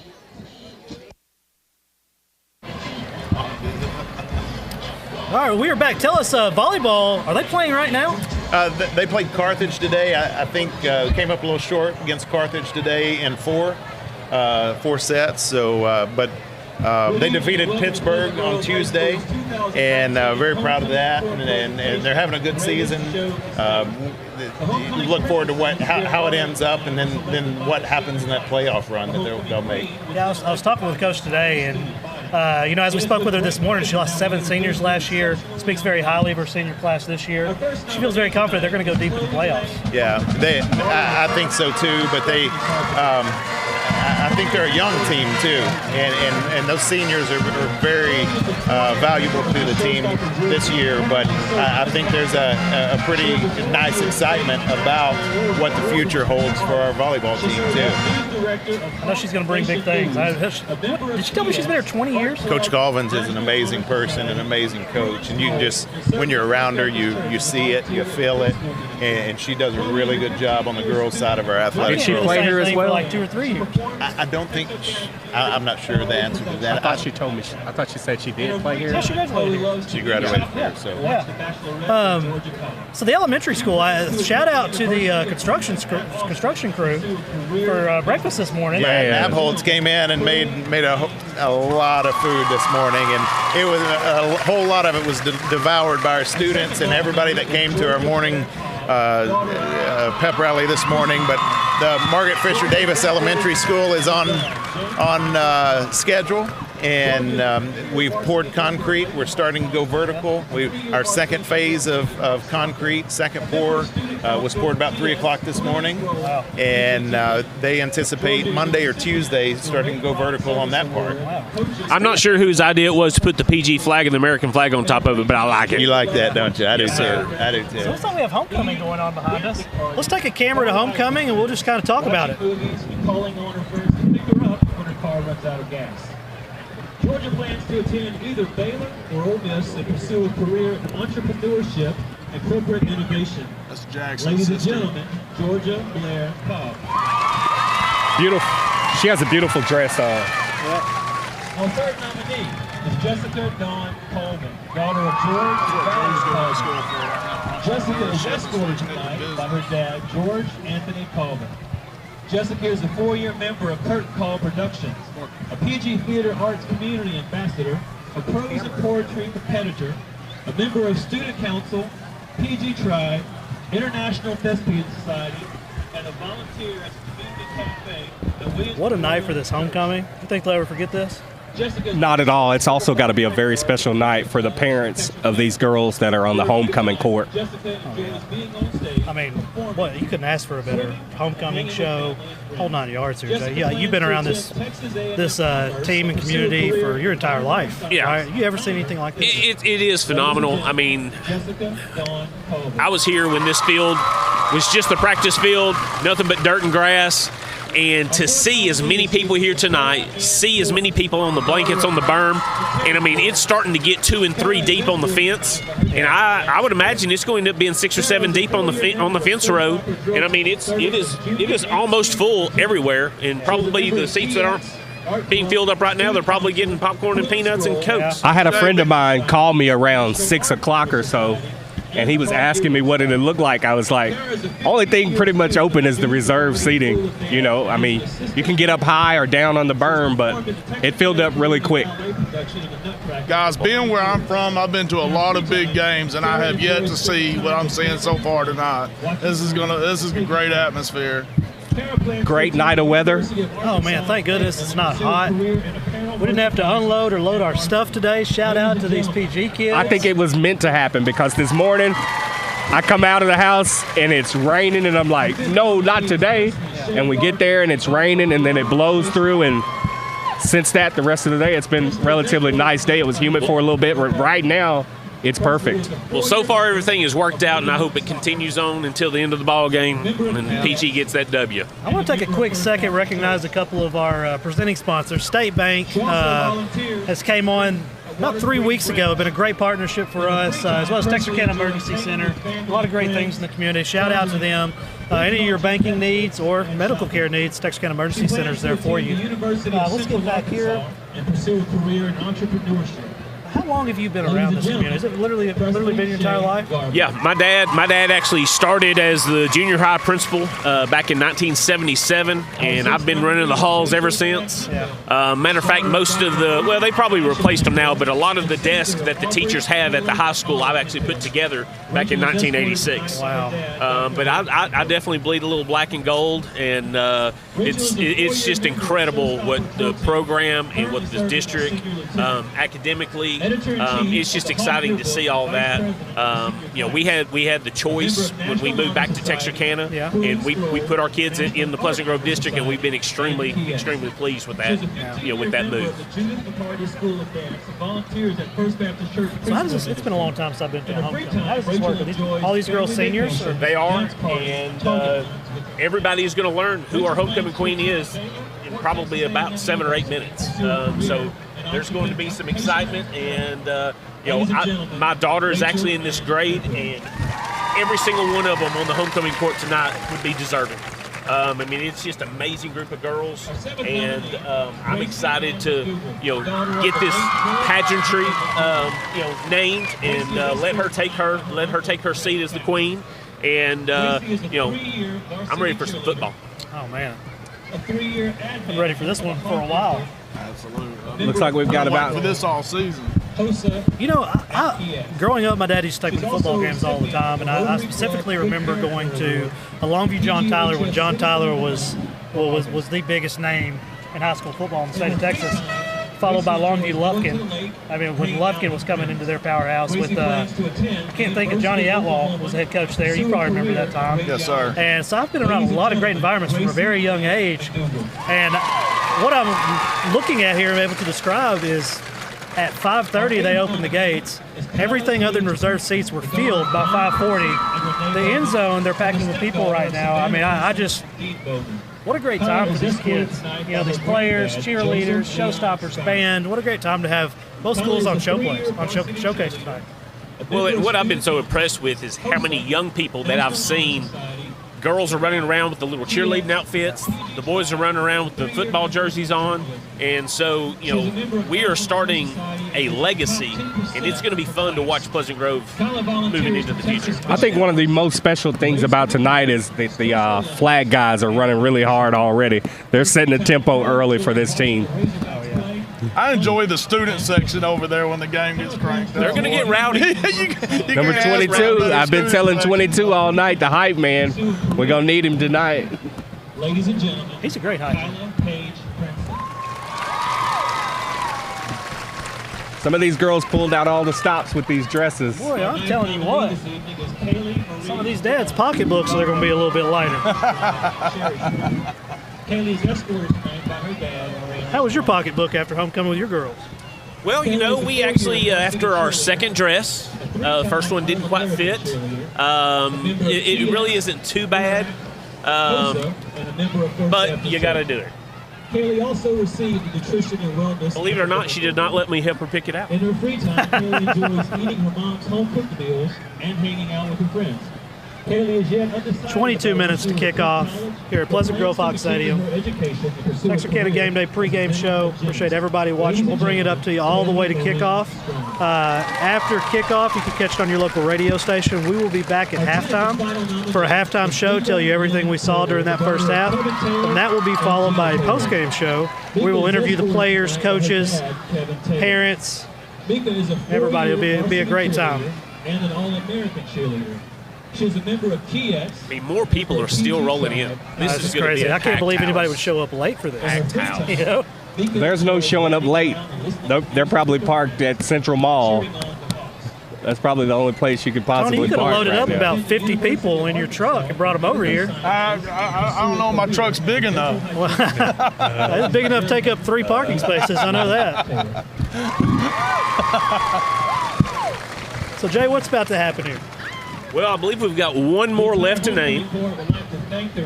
Actually, this may be it. So the announcement is coming up shortly. I can guarantee you all the girls' legs are shaking right now. High school football players Jackson Cobb and Janie Lewis, along with Principal Todd Marshall, who is accompanying our 2018 homecoming queen, Miss Reagan Adams, as she crowns 2019 homecoming queen, and Mr. Marshall presents her with a presentation bouquet. How about my boy Jackson Cobb, still making it around? I like Jackson a lot. I mean, he's a good kid. Yeah, I asked him about his recovery. He said he's doing really good. You know, Jamie will be back later on in the season. It's glad to see that wasn't a serious injury. Our 2019 Who's coming in to take queen is in behind Jamie? Miss Georgia Blair Cobb. That is Jackson's Congratulations. sister. Is it really? So Jackson is going to be giving his sister the award. Georgia is a great girl. So that's Jackson excited. Cobb's sister? That is his sister. So that explains why he's standing there crying right Yes, now. that is right. That is right. No, he may not be, but I'm going to say he is. Congratulations, Georgia Cobb.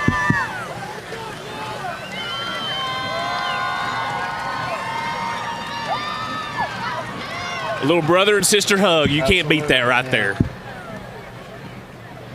Jay, I've got 2 boys that's her same age and say she's about the sweetest girl you ever met. Oh, she absolutely is. I was lucky enough to be able to coach her in soccer, and I mean, she goes full tilt in every sport that she plays. I don't know her. I know Jackson well, and her brother's the same way to me, man. Well, she's one of our leaders on the volleyball team, and she actually she was not able to play a lot last year because of a back injury, and so she's coming on strong. I'm looking forward to her having a great playoff run. Mr. Pirtle, we had your first homecoming. Jay was telling us Georgia Cobb's a great character, great everything, perfect for homecoming queen. She is, and all of the contestants out there, they are great quality, great character, great kids. And Georgia, you know, just so happened to be talking to her dad before, and he was talking about how Georgia had just finished up playing volleyball. Yeah. She had all of her makeup on for the game. And then trying to get dressed to get here in time for the homecoming festivities, and pretty neat that Jackson was able to give her a hug down there too. Oh, yeah, that was awesome. Great. That's really nice. But a lot of great kids down there representing. As you can tell from the standing ovation from everybody in the stands. Oh yeah, man, people are still coming in here. This is beautiful. This is beautiful. This is beautiful. There's I'm just excited for the kids. I mean, the kids to be able to experience this atmosphere. I've never seen it. I've never been at a high school football game with this type of electricity going through the air. You know, the kids getting to experience this. Our students were down there. They were here early, ready to go. But our coaches, they work really, really hard. And Coach Gibson's been here for 5 years and a third of a season, and this is what he's worked for. You know, and he's had a lot of success, but to be able to pack Hawk Stadium out like this right here and the community, it's also about the community and the people who have supported Pleasant Grove for a long time. I heard they sold 1,000 tickets in an hour this morning. Yesterday morning we sold 1,000 and ended up by noon selling about a little over 1,500. Wow. And that's good stuff. Yeah. That's good stuff. Hey guys. Hey, y'all run hard out there, all right? Y'all run hard out there. Did you hear that little kid? Hey, here we go. What do you think about the game, Jack? Awesome, Mom. Did you hear that little kid? That little kid was like, hey, Man, this is awesome. I love they bring the kids out for all this. So we are about 17 minutes to kick off. Let's do this. Let's take one last commercial break, and we will bring you live all the way up to kickoff. Find yourself in need of emergency care, come see us at Texarkana Emergency Center. We're open 24 hours a day, 7 days a week, 365 days a year. We are locally owned with board-certified physicians for all your emergencies. We accept all private insurance. At Texarkana Emergency Center, we have on-site lab, pharmacy, x-ray, ultrasound, and CT. Come see us at Texarkana Emergency Center. Real ER without the wait. The next generation of emergency care.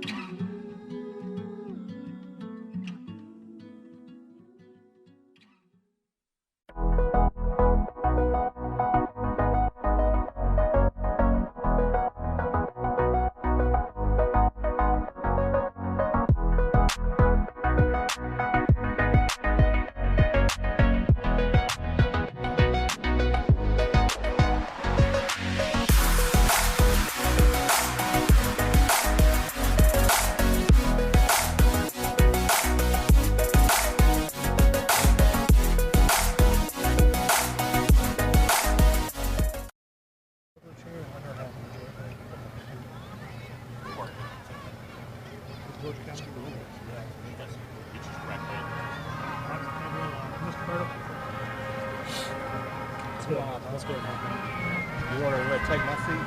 So when she comes, or we'll I'll stand up. I'll stand up and share my mic with her. we'll put her in the How far are we I away just got from on live? We're live. So 14 and a half minutes to kick off. I just got notice PG is on their way to the football field. Man, this is exciting. I'm playing the Carthage song right now, a school song right now. It's almost here, Tony. This is bigger than any Gilmer game you've ever been to. Oh, yeah. This game's going to be huge, guys. Definitely bigger than any Spring Hill game. Ha ha ha ha ha. Look at the berm down there. Oh, man. This is awesome. I don't think you can hold very many more people in here. So we, Coach Gibson, when we were selling tickets, a gentleman showed up. I don't know if you've heard the story. Yeah, from Alaska, tell it. Yeah. The guy from Alaska, and he moved down, and I think he lives in Redwater, and he moved down, and he's never been to a high school football game, but he has read Friday Night Lights. He got hooked on the movie and the video, the series of Friday Night Lights, and he showed up to buy tickets and said, you know what, this is my first Texas high school football game to come to, and so he's starting it big. Texas is in football in Texas is a little different than most states. He is. He may be disappointed at the next game he goes to unless it's Gilmer. Gilmer, we may have another big crowd for Gilmer because that could be a big one too. I went to a bunch in Tennessee for a few years there. Don't compare. Don't compare. This is big time right here. I've been to some big football games outside of just outside of a state championship game. Man, I've been to some big time Longview, Lufkin, things like that. Atmosphere here tonight, man, there's just a buzz in the air. There is a buzz. Close to kick off. We're about 12 and a half minutes out. Every single person's on their feet right now. I'm getting butterflies in my stomach, and I'm not even playing. I mean, this is just an incredible what an experience atmosphere for these kids, though, and not just the ones on the field, but the ones cheering for their classmates and the students and showstoppers, and just to be able to be in front of their people. These are their people that are supporting them tonight. And to be honest with you, this feels bigger and a bigger atmosphere than a playoff game for me. Oh yeah, I mean, number one against number two is just this is crazy. I'm so glad we have two coaches, and Surratt and Coach Gibson. I asked Surratt on the show. I said, "Hey, when's the last time somebody scheduled you for a homecoming game?" And he just laughed. And like, I don't think anybody's ever scheduled us for a homecoming game. He said, but man, this is what it's all about right here. This is what makes it so special. If we can, let's get a camera on the players coming into the field. coming down the stands. Everybody's on their feet right now, man. What a time. Nick Martin leading them. He was my favorite player. Nick Martin leading them. Look at this. Hey, Craig. Let me skip by.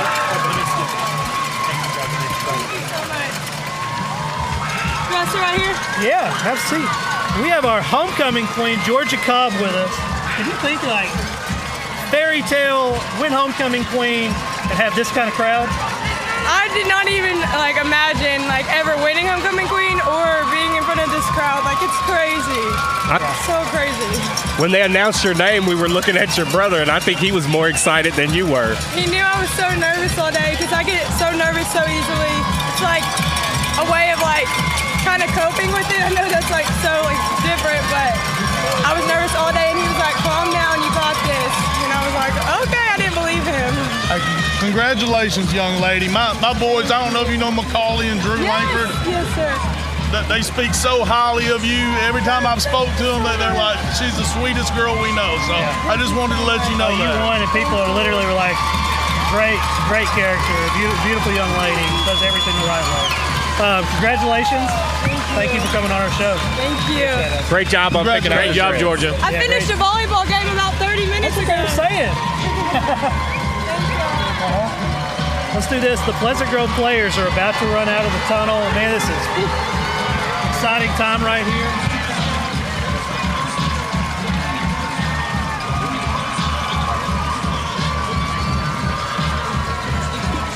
Greg, what do you think about this right here?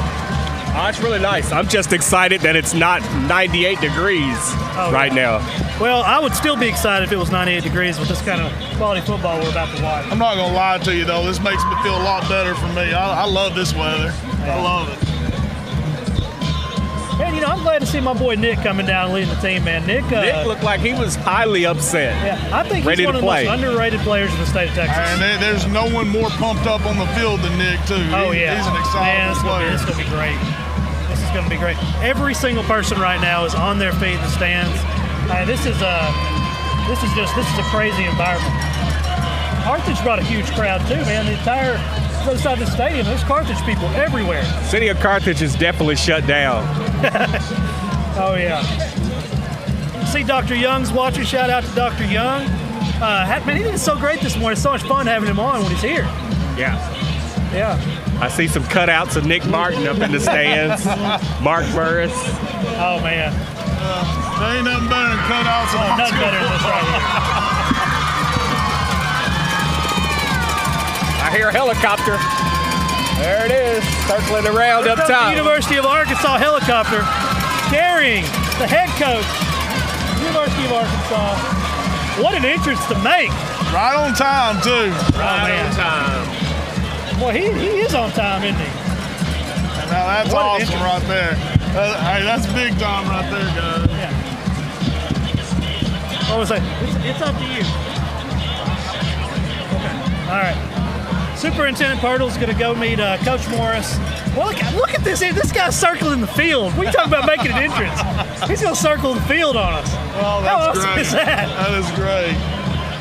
It's fixing to get loud because these boys are fixing to go. I do remember when I was in 6th grade and a lot of coaches showed up in helicopters to watch me play. I've only seen it one time. I've seen it when I saw Nick Saban fly. I was there. I was at that game. Absolutely. Yeah.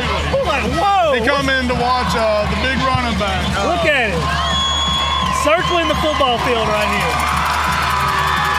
Man. And he's even slowed down. It's hard to get a camera on this. But University of Arkansas helicopter carrying the head coach is circling the stadium right now. This guy knows how to make an entrance. And he's slowed way down, too. Can we get a camera on this? Can we get a camera on this helicopter? Is the assistant coach Traylor with him? I think Coach Traylor is with him. Coach Traylor with him? East Texas legend Jeff Traylor may be in there, too. Man. This is like nothing I've ever seen. Oh, no, that's awesome right there. Hey. Yeah. Get a shot of this.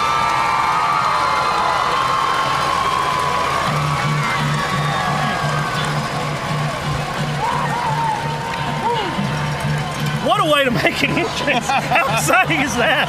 That is great, guys. Oh, man. That's big time right there. Well, and what's great is that's just part of the atmosphere tonight, being able to get Coach Morris coming in, as well as all the recruiters that we're going to have tonight. It's going to be good for the players. They timed that perfect. So, we got Jackson Cobb here with us. Your boys are about to run out. Here they come, your Pleasant Grove Hawks.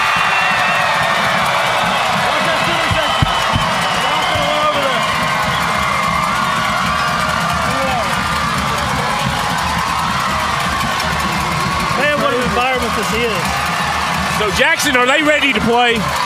Yes, sir. Yeah. Be honest. This has been circled since last year, hadn't it? Yes. Absolutely. Yes. Number one game. This has been the one. Let's talk football here in just a second. How proud are you of your sister? Oh yeah, I already knew she was gonna win. I told her, I was like, you have nothing to be worried about. She was worrying all week about it. I was like, you'll be fine. That's a really big moment for her. Yeah. It was reported that you started crying over there. Nah. Greg said I can see sure tears about rolling that? down his face. Jackson, she's your twin, isn't she? Yeah. That's what I thought so. Yeah, twin I thought so. She's a little prettier than you are, though. I mean, don't throw that out She's there. supposed to be. That's She's pretty supposed Oh, to. he is I don't know about all that. That's got to feel special, though, to see your sister win homecoming. Yeah, it is for sure. Let's take a moment. Let's go to the national anthem. Yeah, let's take a moment to honor America.